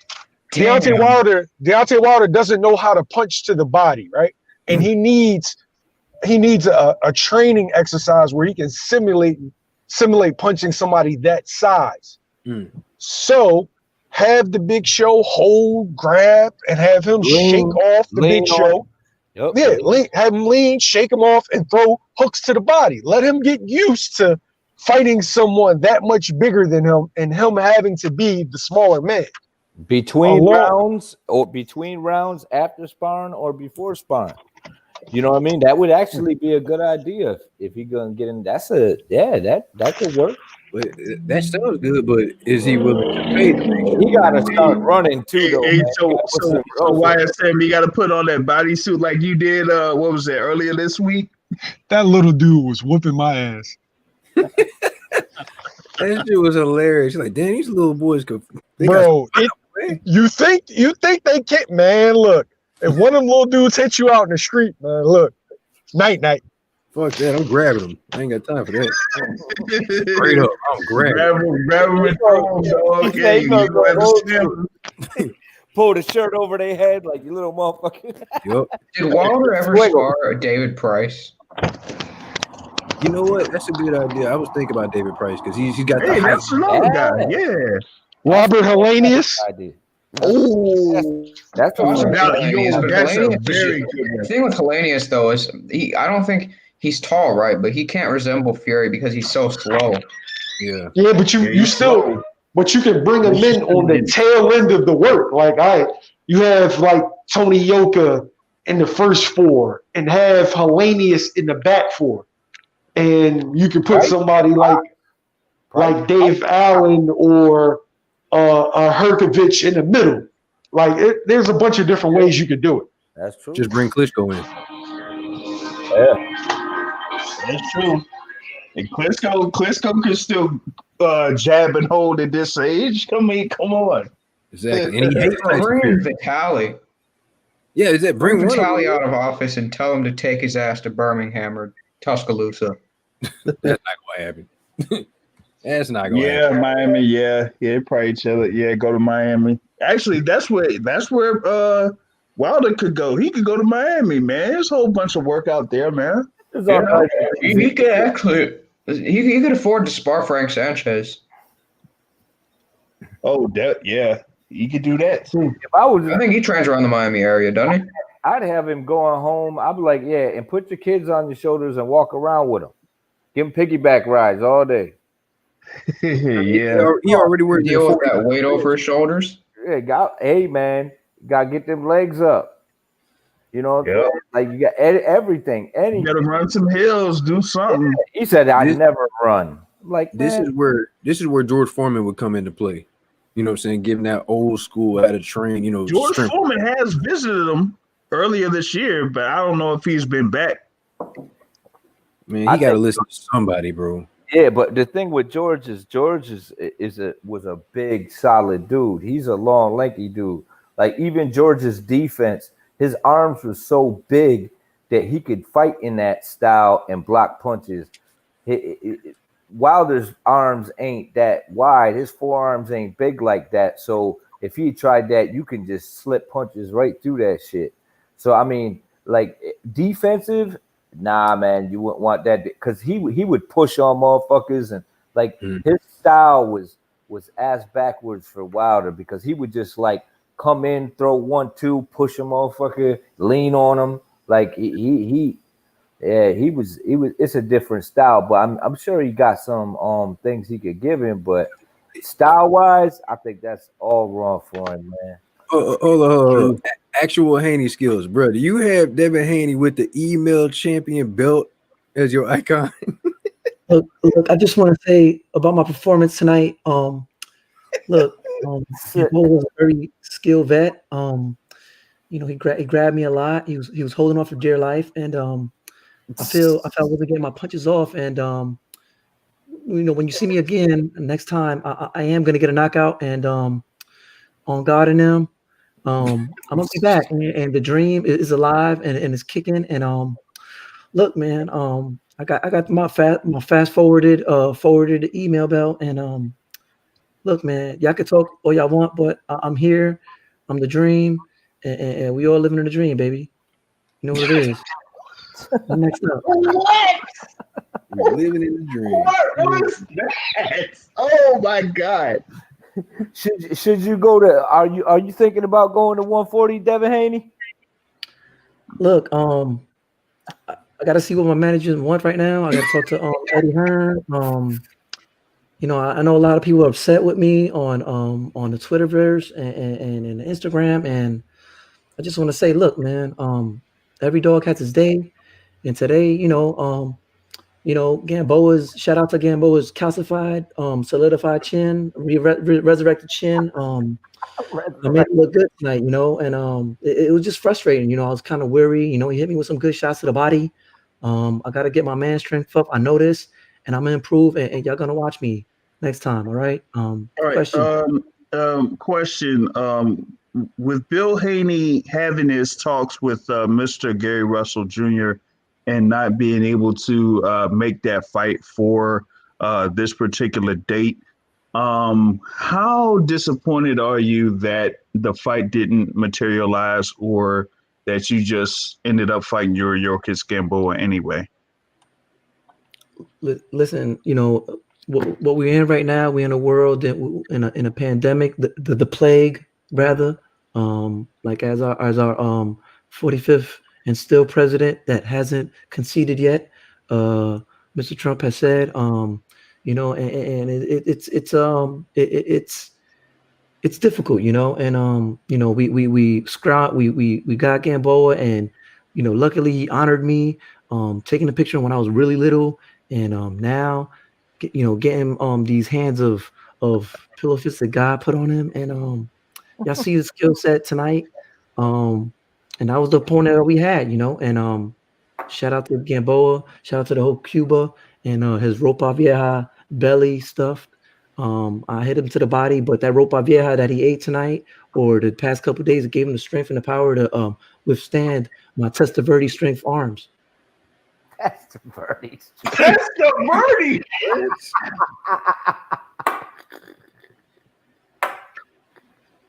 Oh. He's like, I made the weight so easy tonight.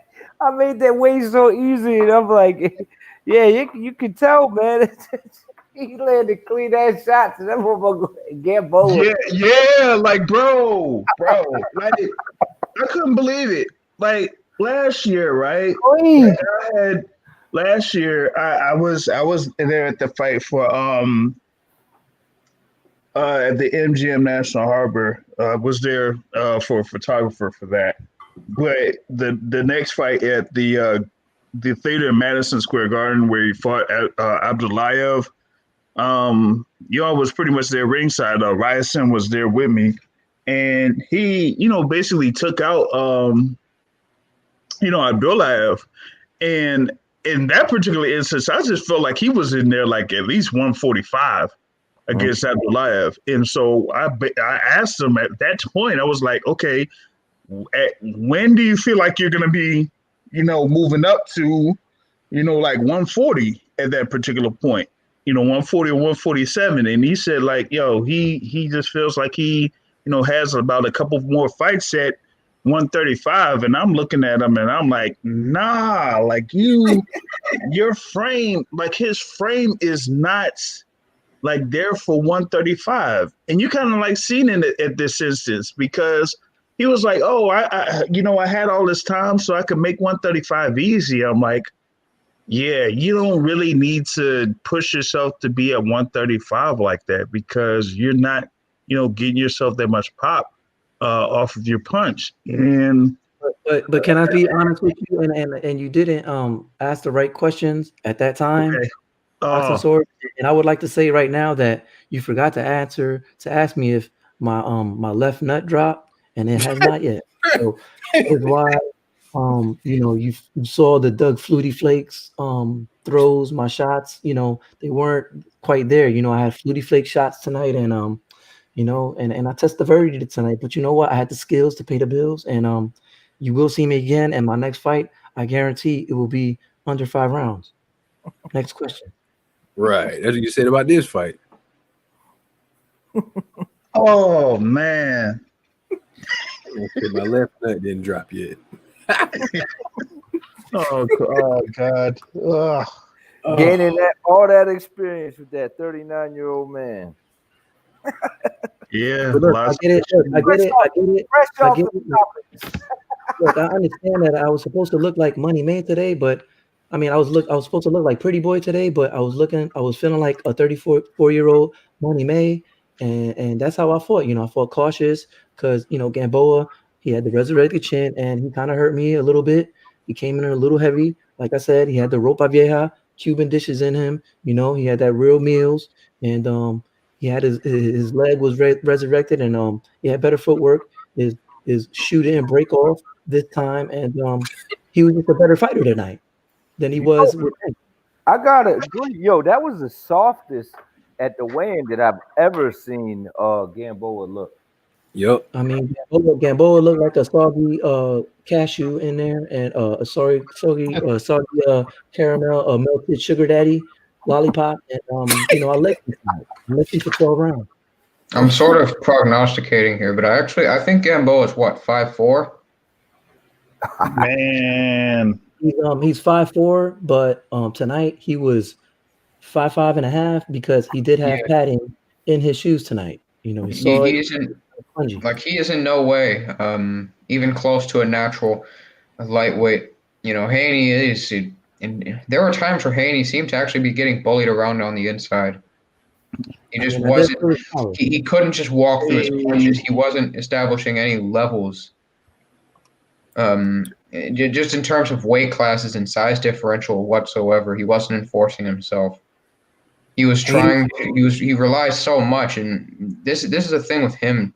Not just in this fight, but in other fights, he relies so much on his opponent leading that he becomes sort of entranced, and he'll sit in front of you, and he walks into a lot of punches and counters. He did that same stuff against Santiago. Look, I understand what you're saying, but I was entranced, but I was just trying to dance all night, for real, to keep it real and honest. I was trying to give the people a show. I was trying to get some round in, and I just felt good, and I wanted to just make the fight last. Well, you got 12 rounds in. For no reason at all. He should have came in there, got Gamboa up out of there. Gamboa coming off of a torn Achilles, allegedly. You know what I'm saying? 40, that man, 57 years old. You supposed to get him up out. Stop it. Bro, hey, look, dude. I needed you to actually end the fight early, so I didn't have to miss that double overtime Clemson at Notre Dame game. You ruined it for me. God, man, yo, Clemson should have won that damn game, man. I'm sorry, I don't like Notre Dame. UFC put on some spectacular shows tonight, better than Fox and the Zone put together. UFC still a show tonight. I want to give a shout out to UFC and that bloody ass ear that I saw on Twitter. Oh, that was nasty. That was nasty. Oh goodness, was it like one of them cauliflower type ears? Yeah. It looked like a goat ear. It was hanging off, dog. Like, bro. Oh man. I just don't like how everybody's gonna still be ducking Devin Haney. It's like, what was the point of even fighting Gamboa? To be honest with you, right? You got back. You got the shoulder surgery. You said he was healthy. You got power. So you know what? This basically says by May of next year. I don't even feel like him fighting Jorge Linares will move the needle or anything like that. Like people saying like, oh, if he's about to fight Jorge Linares, I don't even think that's going to move the needle. Like what really got buzz was him potentially fighting Gary Russell Jr. because it was like, oh, like Gary Russell is there. He wants to move up and he wants that smoke. But he just teased that fight, and I just knew that there wasn't any intention for him to fight Gary Russell Jr. on November. And I don't see him really fighting Gary Russell Jr. in by May either, because it's the thing, bro. What's the point? What do you get from fighting Gary Russell? He's at 126, right? Trying to move up to 135, right? Mm-hmm. What is the point of that? Gary Russell should just go to 130. Loma's coming back. You got Shakur there. You know what I'm saying? You got a lot of things moving at 130 right now. He's moving 130 too. I'm saying you have Gary Russell move up 2 weight classes so you can beat on him when you should be at 140. What is the point of that? There's no point to that. Yeah. I mean, I feel you on that end. It's almost like a lose-lose for Haney in that situation. Thank you. That's my thing. I know we caught up in the negotiations because on YouTube and stuff, and that's cute.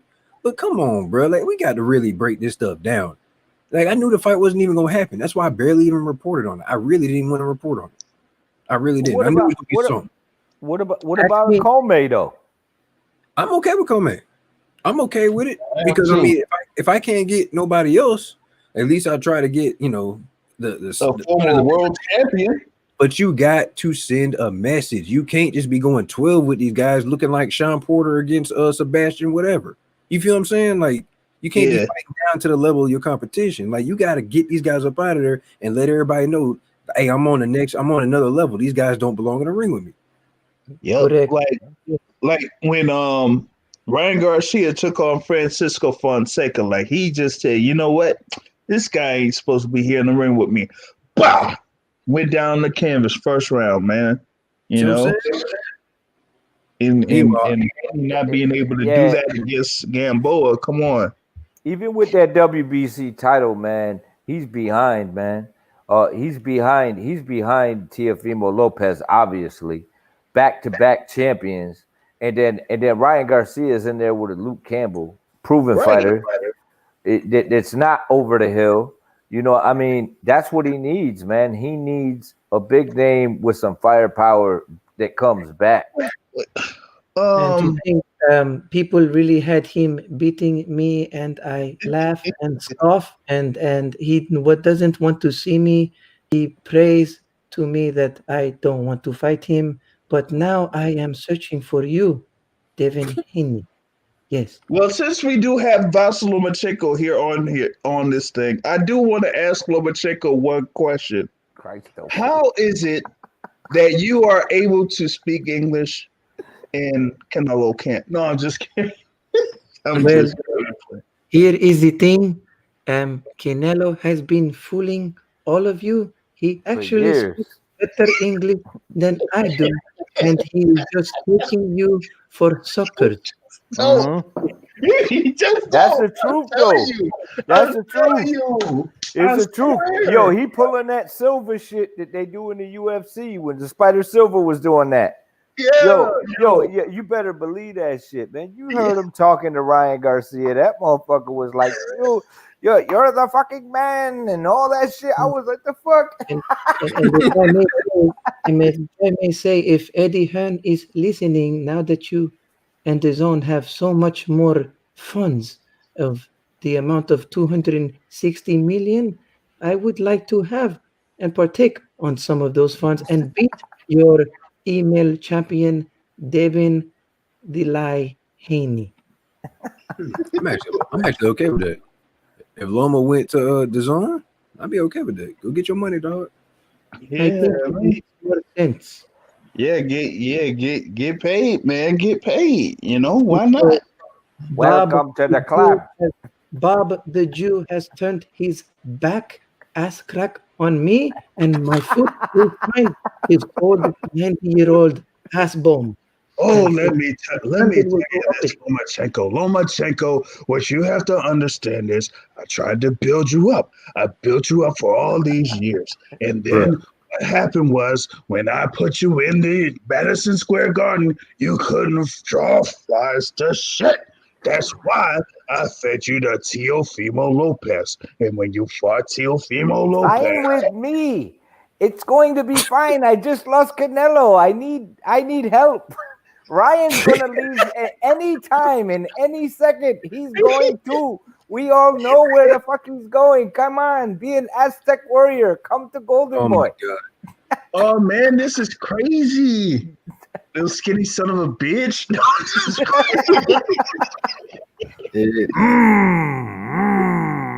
Oh, you stupid. Oh, I'm thankful for the opportunity. I thank Anthony Joshua. I thank God. It gave me the opportunity to fight. Hey, I ain't gonna lie. That second fight looked kind of funny to me. The fact that he didn't train at all. I'm not gonna say what y'all thinking right now, but some just look funny. He was training in the kitchen. Yeah, he was in the kitchen with that. He was in the kitchen with that fight. Like he. Yeah, I ain't like that. Andy Ruiz. Yeah. Here was his. That was basically his money ticket, so to speak, man. Because he had that close fight against Parker. Some people thought that he won that fight, but then after that fight, he was pretty much ghost for about a year and a half, and so. He was like he got back. He had a couple of good fights. He was there with Al Heyman, and then, like I said, he got the opportunity with Anthony Joshua, and then I got the win. I was there in Madison Square Garden. I threw punches. I threw a lot of punches, and Joshua went down, and I kept throwing punches, and then I was a champ. But after that, that second fight, he was like, "No, I'll get in shape. This time I'm for real." Yeah, this time I'm for real. I'm getting in shape. And I should have, man. I should have known something was up with him when they were talking about Michael Hunter was getting to him in sparring. And I'm sorry, I'm not necessarily that sold on Michael Hunter at heavyweight because. His what was that fight? Like he was on that co-feature bout, or in that fight card. It wasn't a co-feature bout. Yo, I'm telling you, man, we got Teofimo Senior right there, man. Yo, you got to ask him some questions. All right, Teofimo Senior, you said that you think it's time for you to move your son up to 140 pounds. Even though there may be a whole lot of money fights at 135, why do you think he should move up to 140 at this particular point? Come on, bro. Did you see the freaking performance tonight at the 135? Come on, bro. Are you serious? You really think little pillow-fisted freaking email champ Haney can be my son? Come on, bro. I mean, y'all ducking him. Who's ducking who? Nobody's Y'all ducking you. Y'all ducking that man. Christopher, that's gonna be a wash. Man, please. Come on, bro. Oh Y'all- man. His email belt Y'all- was fast forwarded to me. It was forwarded to me, and I was like, "Oh, let me redirect his email belt back to Haney. Yo, Bill, to check this out, bro. They sent me this shit, bro. Come on, bro. Oh my god. Y'all know y'all not undisputed, right? I'm just saying. Come on, I don't want this belt right here. Come on, bro. Look at that. Look at that belt right there. Come on, that shit probably got a virus and all the attachments. Nobody wants that virus and all. Nobody wants that shit. It got spyware on it, man. It got spyware on it. Oh my Spyware god. and malware and all that shit, bro. I need fucking Norton virus, fucking all kinds of fucking virus protection. Yeah, Norton McAfee, NordVPN. All that shit. Come on, bro. Let's be real. That's the WBC's fault messing up everything, adding franchise belts. Like, we ain't got enough belts. They want to keep making up. Look, let me tell you, we're not worried about little Haney. What we're now worried about is this guy right here, right? The fucking the bitch right here next to this man. We want to see that fight. My son versus Wilder. Let's go, baby. Come on. My God. Bro. I'm gonna put my son will put a dent on the other side of his fucking head. All right. Oh man. Yo, can we get Garcia in here? You know what I mean? Garcia. Which Angel one? Garcia. Oh no, please don't. Oh Lord. Angel Garcia's probably fucking doing lines and shit. That motherfucker owes me like $200, bro. Did you see the punches that my son was hitting them with? Bro. And then you're gonna see that Danny Garcia's gonna get knocked out because he's a fucking tune-up, bro. He don't want it with my son, bro. And after knocks him out, Tio to knock Danny out too, bro. Real story, bro. Come on, man. I think Angel will have something to say about that. Yeah. That no look left hook shit. That fucking cokehead ain't doing shit. All right, I fucking slapped that fake ass Rican. He barely speaks Spanish. No, I'm like, what do motherfuckers speak, bro? They don't speak Spanish, bro. Come on, bro. Oh, that's bad, man. That's bad. Ya tú sabes, bro. Honduras, ya tú sabes, baby. Come on, man. Yeah, that's just bad. You speak Spanglish, bro. That motherfucker needs help, bro. And you see his gut, you see Angel Garcia's gut, too much fucking cuchi fritos, man. I'm in the gym every day. 2 years old. I'll bust anybody's ass from 65 to fucking 18, baby. So Angel Garcia is gonna be really sad come December 5th when he faces Errol Spence Jr., huh? Gonna be freaking crying, talking about brotherly love, yo, compadre, I'm sorry, yo, you know what I'm saying? Hook me up with a couple dollars, man. We fucking broke, bro. We bet the fucking house in the finca, man. You know what I'm saying? Come on, bro. Undiscrewed it right here. You know what I'm saying? We undiscrewed it. All right. God. Oh man. Yeah, that's just sad, man. What is it, man? Next week we only been we got that freaking top rank card. Kept off by Crawford and Brook, man. Some people want to just go ahead and put 50 or 100 on Brook. Hey, man, I don't know, man. Hell no. I put nobody on Brook. Yeah, I wouldn't do it, man. Like he'll break down Brook like he broke down Khan. The only thing is that he'll actually stop Brook. Like he won't like have a no mask like Khan did. Like Brook won't bail out like Khan did in that fight, man.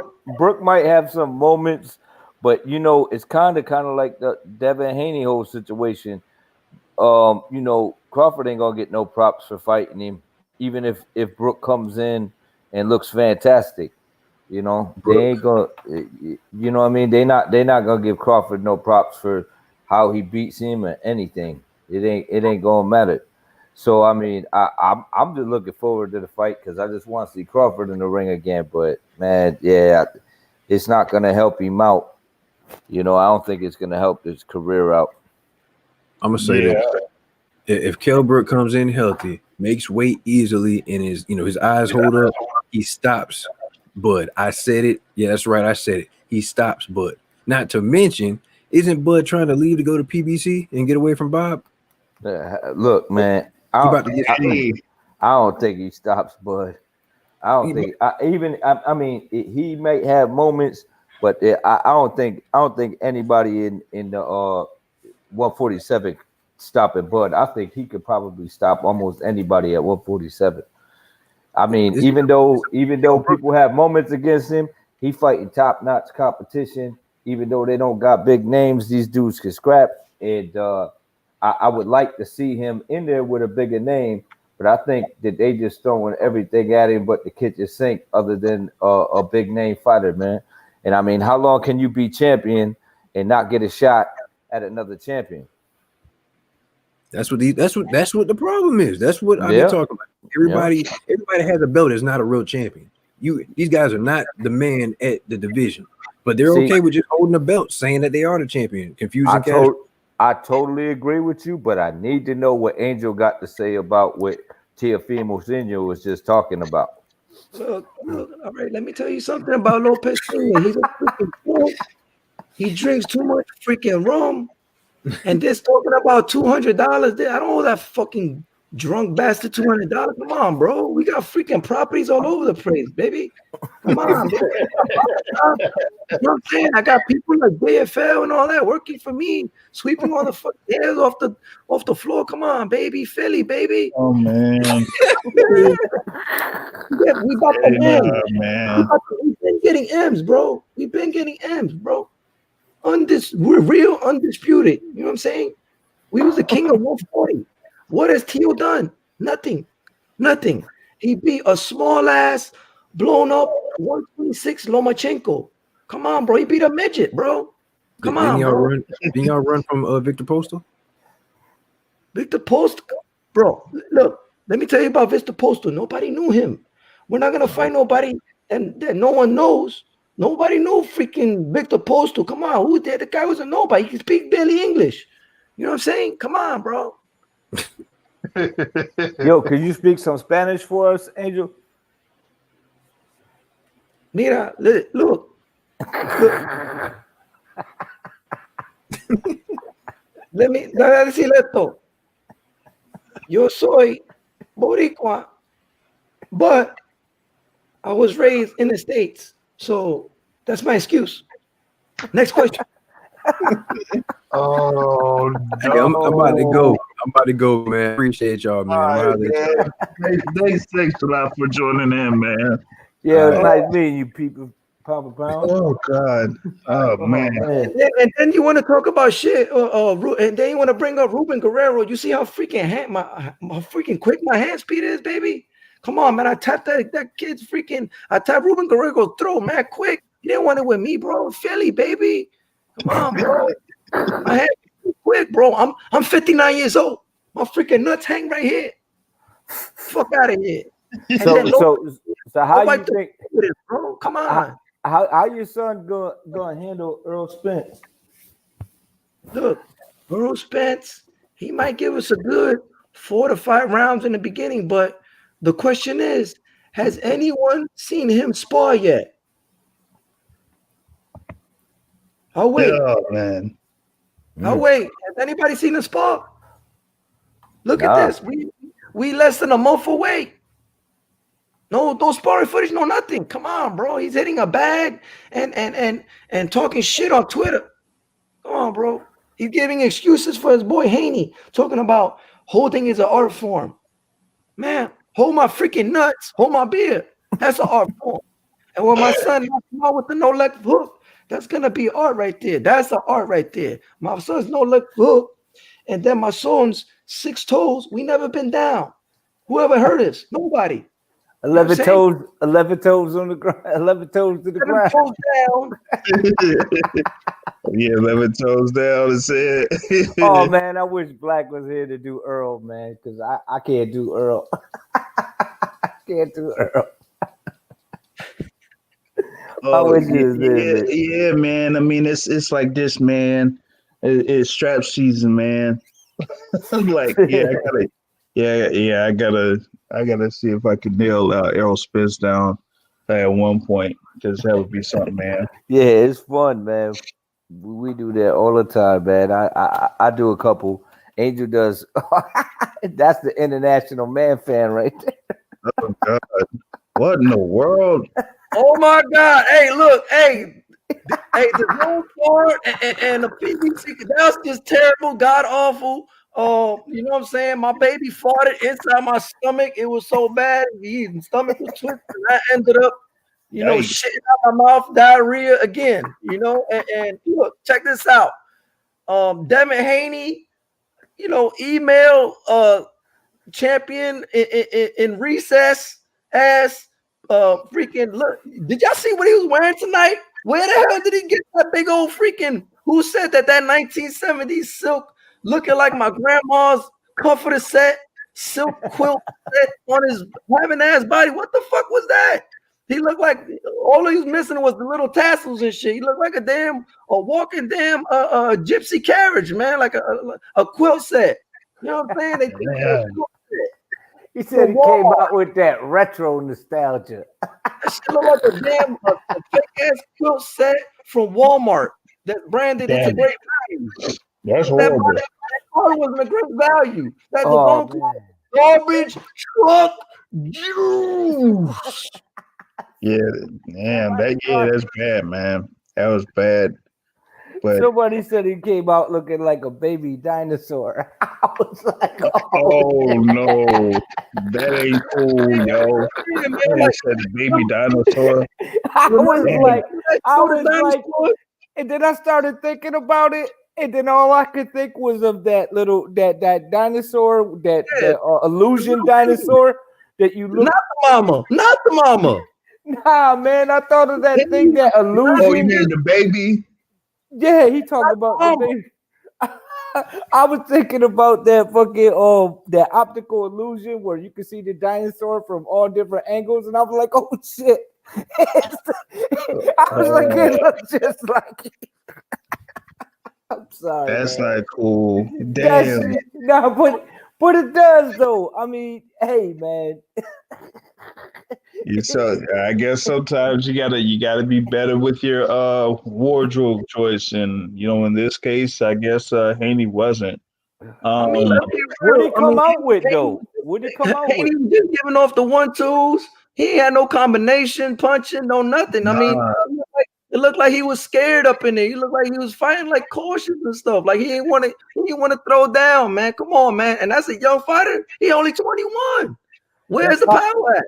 Yo, his pops was telling him to do that shit though. Yeah, that was the thing that really got me, was that like Bill Haney was like, I mean, just take your time, man. Take your time, and just. That's why. But you know what? That's why you got to give Tio props, because his pops told him to take it easy in the last round. Yeah, and Tio was like, "Fuck that." He was like, "I ain't leave it into the judge's hands. I'm going for the gusto, baby." And then y'all want people want him to fight King Ryan. You know what I'm saying? Ain't nobody good. He didn't even touch King Ryan, man. King Ryan will knock that boy out, boy. You know what I'm saying? Real talk. We got to see what Ryan do against Campbell though. I think he's gonna go right through him. Do you? That's right. Yeah. Like, to me, Campbell, like with him falling short in his previous title fights, man, I just don't think that he's. You think he on that Parker shit, huh? Who we was talking about, that Joseph Parker shit? Yeah, he ain't got that instinct. He ain't that killer. Because wait, you right though. You right, because I know when he had Lomachenko stunned for a second, he just admired his work. He was like, "Oh, look at that!" Like, oh wow, I did that. Oh wow. Like, nah, you gotta waste that, kid. Yeah, you got better hammer fist that motherfucker. Yeah, you right about that though. I mean, yeah, he ain't got that instinct, man. Like, well, at that level, because I think he was a bit starstruck. Like, oh shit, I heard him. You know, Yeah. I was you literally seen that shit, and I'm like, man, it only takes seconds, man. You can't be admiring your work. I learned that shit in sparring. A pro fighter told me that. He was like, good shot. He was like, you admire your work. Pap, pap. I was like, oh shit. Yeah. I did that. Me and Riri had a couple of fights in the amateurs, and I got wins over him, and I'm not even really worried about Riri right now, because he got Campbell problems, and Campbell suit might sleep him because he got a paper jaw, and yeah, I don't notice, but I noticed because I done tapped his jaw before, and you know he cried like a bitch, and he went down. I never seen it, and that's hearsay promotions. But that's what I want to see because he does. Ryan Garcia, he does keep his head straight up like that. He don't tuck his chin much. I mean, it's good to fight tall, but I do want to see him in there with somebody that can punch back. I just want to see him in there with elite competition. Same with Devin Haney, because if we don't see these guys in there mixing it up with them, how can we really gauge them? But at least he's taking a Campbell fight. You know what I'm saying? Yeah. That's what I'm talking about. But like I said, Tio light years ahead of these motherfuckers from what he's been doing, champion after champion. But I mean, but that goes back to the whole thing about how Ryan Garcia got treated like at least this year compared to Devin Haney last year. Like, how do you go from you have a fight against Francisco Fonseca and you're about to be set up to fight Jorge Linares, but that fight gets lost and you end up fighting Luke Campbell. Right. But on the flip side, Devin Haney was about to fight Luke Campbell, and then that fight got rejected, and then it was pulled from him. And with it being pulled from him, he ends up fighting Zara Abdullayev. Like, how do you go from potentially fighting a Luke Campbell to fighting Zara Abdullayev? Like, that's not what he wants to do. A good point too. And the thing is, like, when I was talking with I was like in the conference call there for that fight card, Haney versus Gamboa, and like Eddie Hearn was like talking like, oh, like what our plan was to try to go the WBC route with Devin Haney, and it just ended up to the point where we just lost that shot. And I'm like, wait a minute. How do you do that when you could have had the WBC title was vacant and you basically got overrode by Bob Arum in that case? And then on top of that, you allowed that to happen and place your guy in Luke Campbell to have that fight. But why did you put Devin Haney in that position? That's a good point because there is favoritism, and with the whole Devin Haney situation, you can see that. And also, prior to even with Teofimo beating Comey prior to fighting Lomachenko, there was a bigger buzz around Ryan, who hadn't fought anybody, who hasn't fought like a top like a champion. Right. And yet he's got a bigger name at that point. He had a bigger name than Teofimo Lopez. How does that work? And then he gets in there and everyone's like, well, when Ryan's fighting Campbell, oh well, he's gonna wash Campbell. And then when Tio's fighting Lomachenko, oh well, Lomachenko gonna wash Tio. You know what I'm saying? And then this dude comes through the other end of that shit and just burrows a hole right through that shit. Like, I'm gonna go through this dude, I'm gonna go through this dude. And so I just got him light years ahead of everybody, including Ryan Garcia. Even if Ryan Garcia pulls off the dub, like, he got a lot of catching up to do. I don't care how many Twitter motherfuckers he got on his side. It's like, this boxing, baby. You know what I'm saying? And this dude got accomplishment out of accomplishment. This dude is fucking basically, he's winning all the way around. This dude been winning back to back, like not just beating a champion. He beats a champion, then he fights a pound for pound guy. You know what I mean? And takes his titles too. And then it's like, guess what I'm doing? I'm gonna try to jump up to 140, and the winner of the unification and the unified champion, undisputed champion at 140. I'm trying to go for that smoke. I'm like, that's history. He's already making history, and yet everyone's like Ryan Garcia and Campbell, and I'm like, fuck, who cares? Who cares, man? Like, you know what I mean? Like, but we gauging these guys, but they not even on this dude's level right now. Especially when it comes to accomplishments. Are you kidding me? And that goes for Tank too. Tank ain't even. I don't have Tank on Teal's level anyway. And you should have Tank on my level because Tank don't even got the real WBA belt. He got the super regular belt or whatever that is. And well, he got the 126 too, right? How do you win that? He got the 130 and the 135. Oh, is that what it is? And where did they fight at? 130. Oh man. So I guess that is legal to. He got the 135 because it's underneath and you can fight underneath. Damn.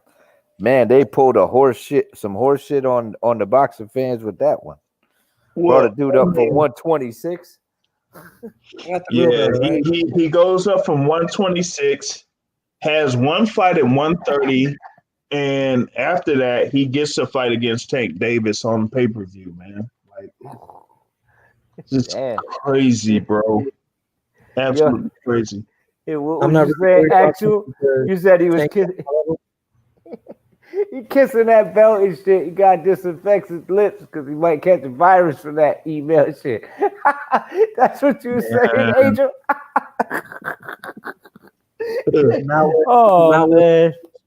Malware. Jeez, man. Read receipt promotions. Read certificate. Receipts promotions. Fast forward. Rehashtag recycle belt promotions. Oh man. Damn, man. I mean, the thing with Haney, man, he was like, at least before this fight, he's like, man, like probably I guess you could do it. Like he was saying, like Ryan Garcia is like, yo, that's fine. That's fine if Ryan Garcia doesn't want to fight me because if I fight him and beat him, all I'll do is gain Instagram followers, and that's it. He don't have any belt. So, hey, I mean, that's how Haney reacted when Ryan Garcia said that, yo, he's not really interested in fighting Devin Haney next. But, I mean, it is what it is in that case. But Haney's going to have to do something because, like you were saying, 1-2 kid, like Teofimo Lopez in 16 fights is like a unified lightweight champion. He had like 2 instances where he was featured, including the Richard Comey fight, but putting him in there in Madison Square Garden against Mason Menard after the Heisman Trophy presentation, and he has that one first round knockout. And, does a flip. And he had, at that time, it was Kyler Murray, the Kyler Murray jersey. And then, then 12 months later, he does his, same thing again, But when you take that bullshit WBC franchise championship that he got, you know what that does, though, right? That's number 1 ranking at 140 for undisputed. For undisputed, like he played that shit to a T, and I'm not talking about like my man Black says, that's big champ shit right there, because he used that shit for unification. He used that shit for undisputed. Like he took advantage of the belt when everyone else was using the franchise to avoid undisputed. Yep, pretty much. I have the real belt though, so I'm not trying to hear all that. And I'm gonna be back, and y'all gonna see the real Haney power. It's coming. And Y'all gonna see, and you know, I may have some malware, some spyware, but once I get my Norton up, I'll repay for my Norton, and yeah, it's going down. Hey, you know what though? Who's been undisputed in 2 weight classes? Like, I'm sure there had to be some fighters that did it, but that's a hell of an accomplishment. I can't think of anybody of late that's ever done anything even remotely close to that. Nah, the only one that I could think of that could have, probably would have had a chance that did like win a belt in a higher weight class was Bernard Hopkins.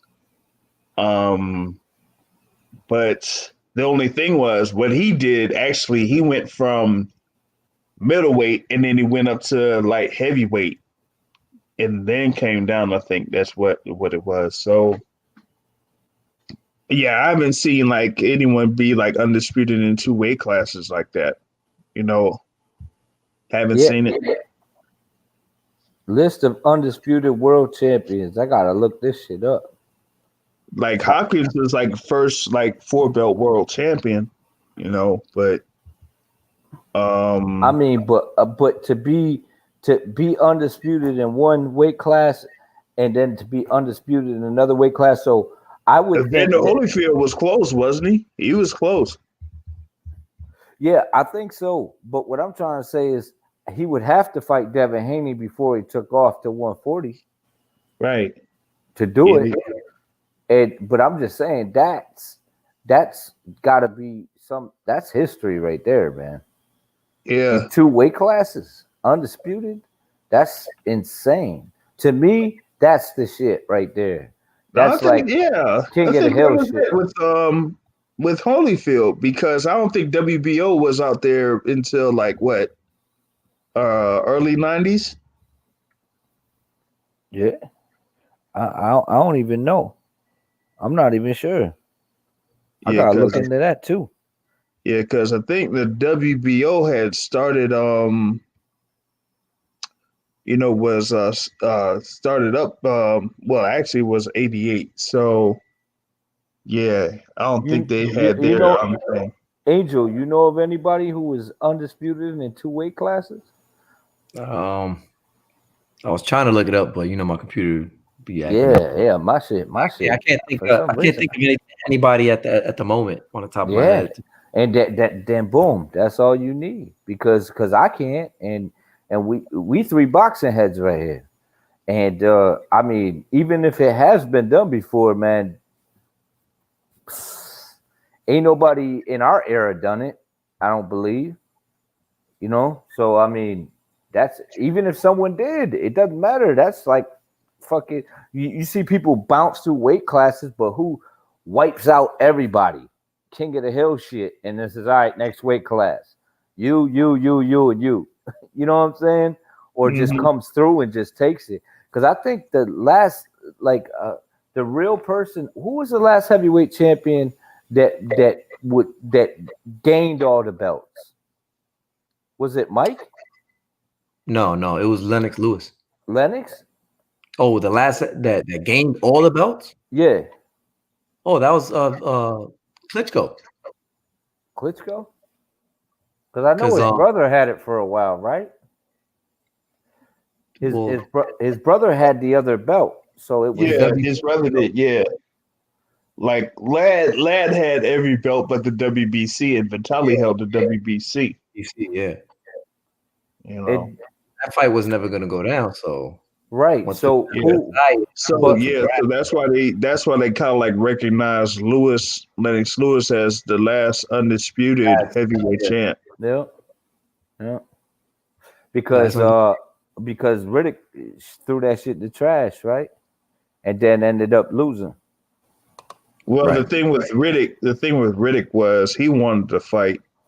His manager didn't want to make that fight. I don't know why.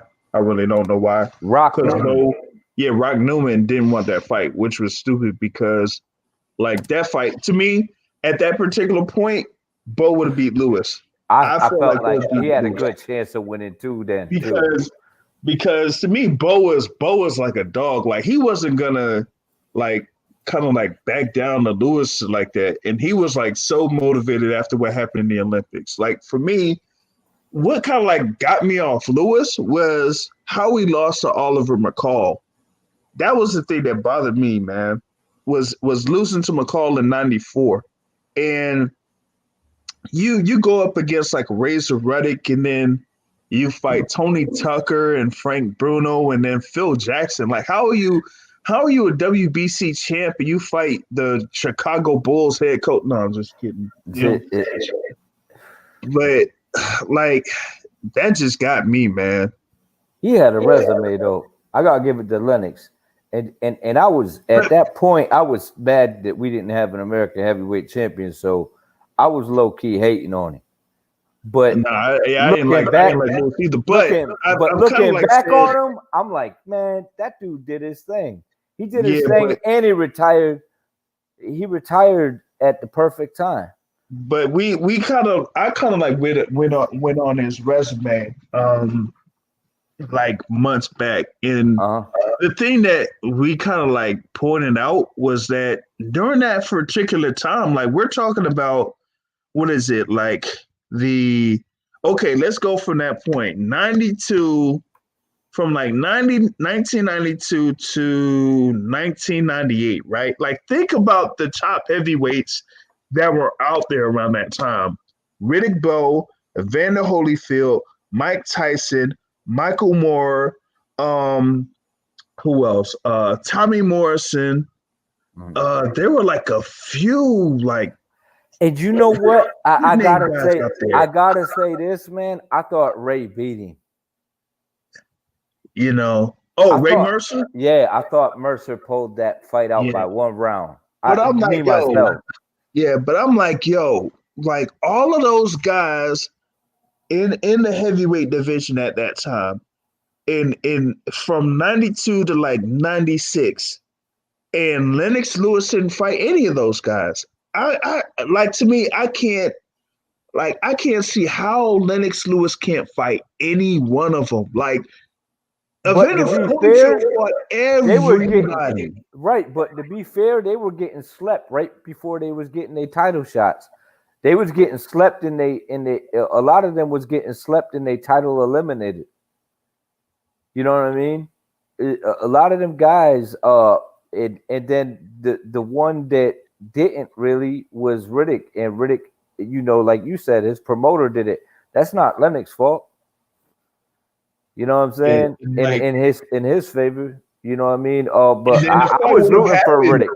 Like, and that fight would have happened in 95, but Oliver McCall, man, like I was like, yo, like how do you get bliss like that, man? That's why, you know what though? That's why if you take that time when Lennox was champion, and you take the guys that were champions at that time, like that's why I think Usyk can be successful in a heavyweight division. Even though he looked a bit lackluster in his last fight, but he did win. He might be like Chris Bird. And he did, right? That's what I was thinking. I was like, because Chris Bird was a champion for a while in the heavyweight division when all those motherfuckers was heavyweight champions. Yeah, and that's that's when you really had the super heavyweights kind of like established there. Because you had Evander there when he was champion. You had Mike. You had Lennox when he was champion, and he was like chasing Lennox. I don't know why, but he was. He wanted that smoke, and I don't know what it was, but he beat some of the fucking A guys that weren't champions. He beat he beat David Tua. He beat Vitaly Klitschko. Yeah, and he beat Vitaly. I mean, you can't say that he beat, Klitschko. Vlad whipped that ass both times. He had his number. But Vitaly, I remember getting into it with Get the Smoke about that shit because GTS was like, yeah, man, he was beating him up. He just got tired. I was like, nah, man. Like what we were talking about earlier. When you throwing punches and you missing guys And if he hurt his shoulder, that was all on Bird made him hurt his shoulder because that was not an easy guy to punch. Like that dude would make you miss and you would overextend and you would feel it. You know, like, oh shit, like I can't even put my hands on him. Like the thing with Chris Bird, like he started his career at like super middleweight. Yep. Like, jeez, man. Yeah. And then he was able to get up to I liked him. I don't know why everybody hated him because I'm like, yo, to watch a guy like at that size compete at heavyweight and not be scary, you know what I mean? And being there and just get it with these guys, I was like, just to get in the ring with these fucking killers was a feat within itself. And he was doing that shit and making these dudes look ridiculous. Yep. You know what I mean? Until he ran into Ike Buche, who lost his mind, who probably would have been a reigning heavyweight champion if he got his shit together. Because he the only dude I seen go toe to toe with Tua and beat him. Yep. Yo, fellas, I'm head to bed, man. Yeah, I'm about to call one that time too. Yeah, man. You know what I'm saying? Man, thanks for having me on, bro. Absolutely, Boxosaurus. Oh yeah, no question. Thanks for y'all for joining in this late night boxing talk, man. But I'll be, back at it. Might be back at it tomorrow with the podcast, 7:30 Eastern time, man. Usually live on Blog Talk Radio, but do a simulcast on YouTube. So y'all, if y'all can, y'all check it out. But until next time, I'll catch y'all later, man. Peace. All right, peace, man. Thanks for having us. Yep.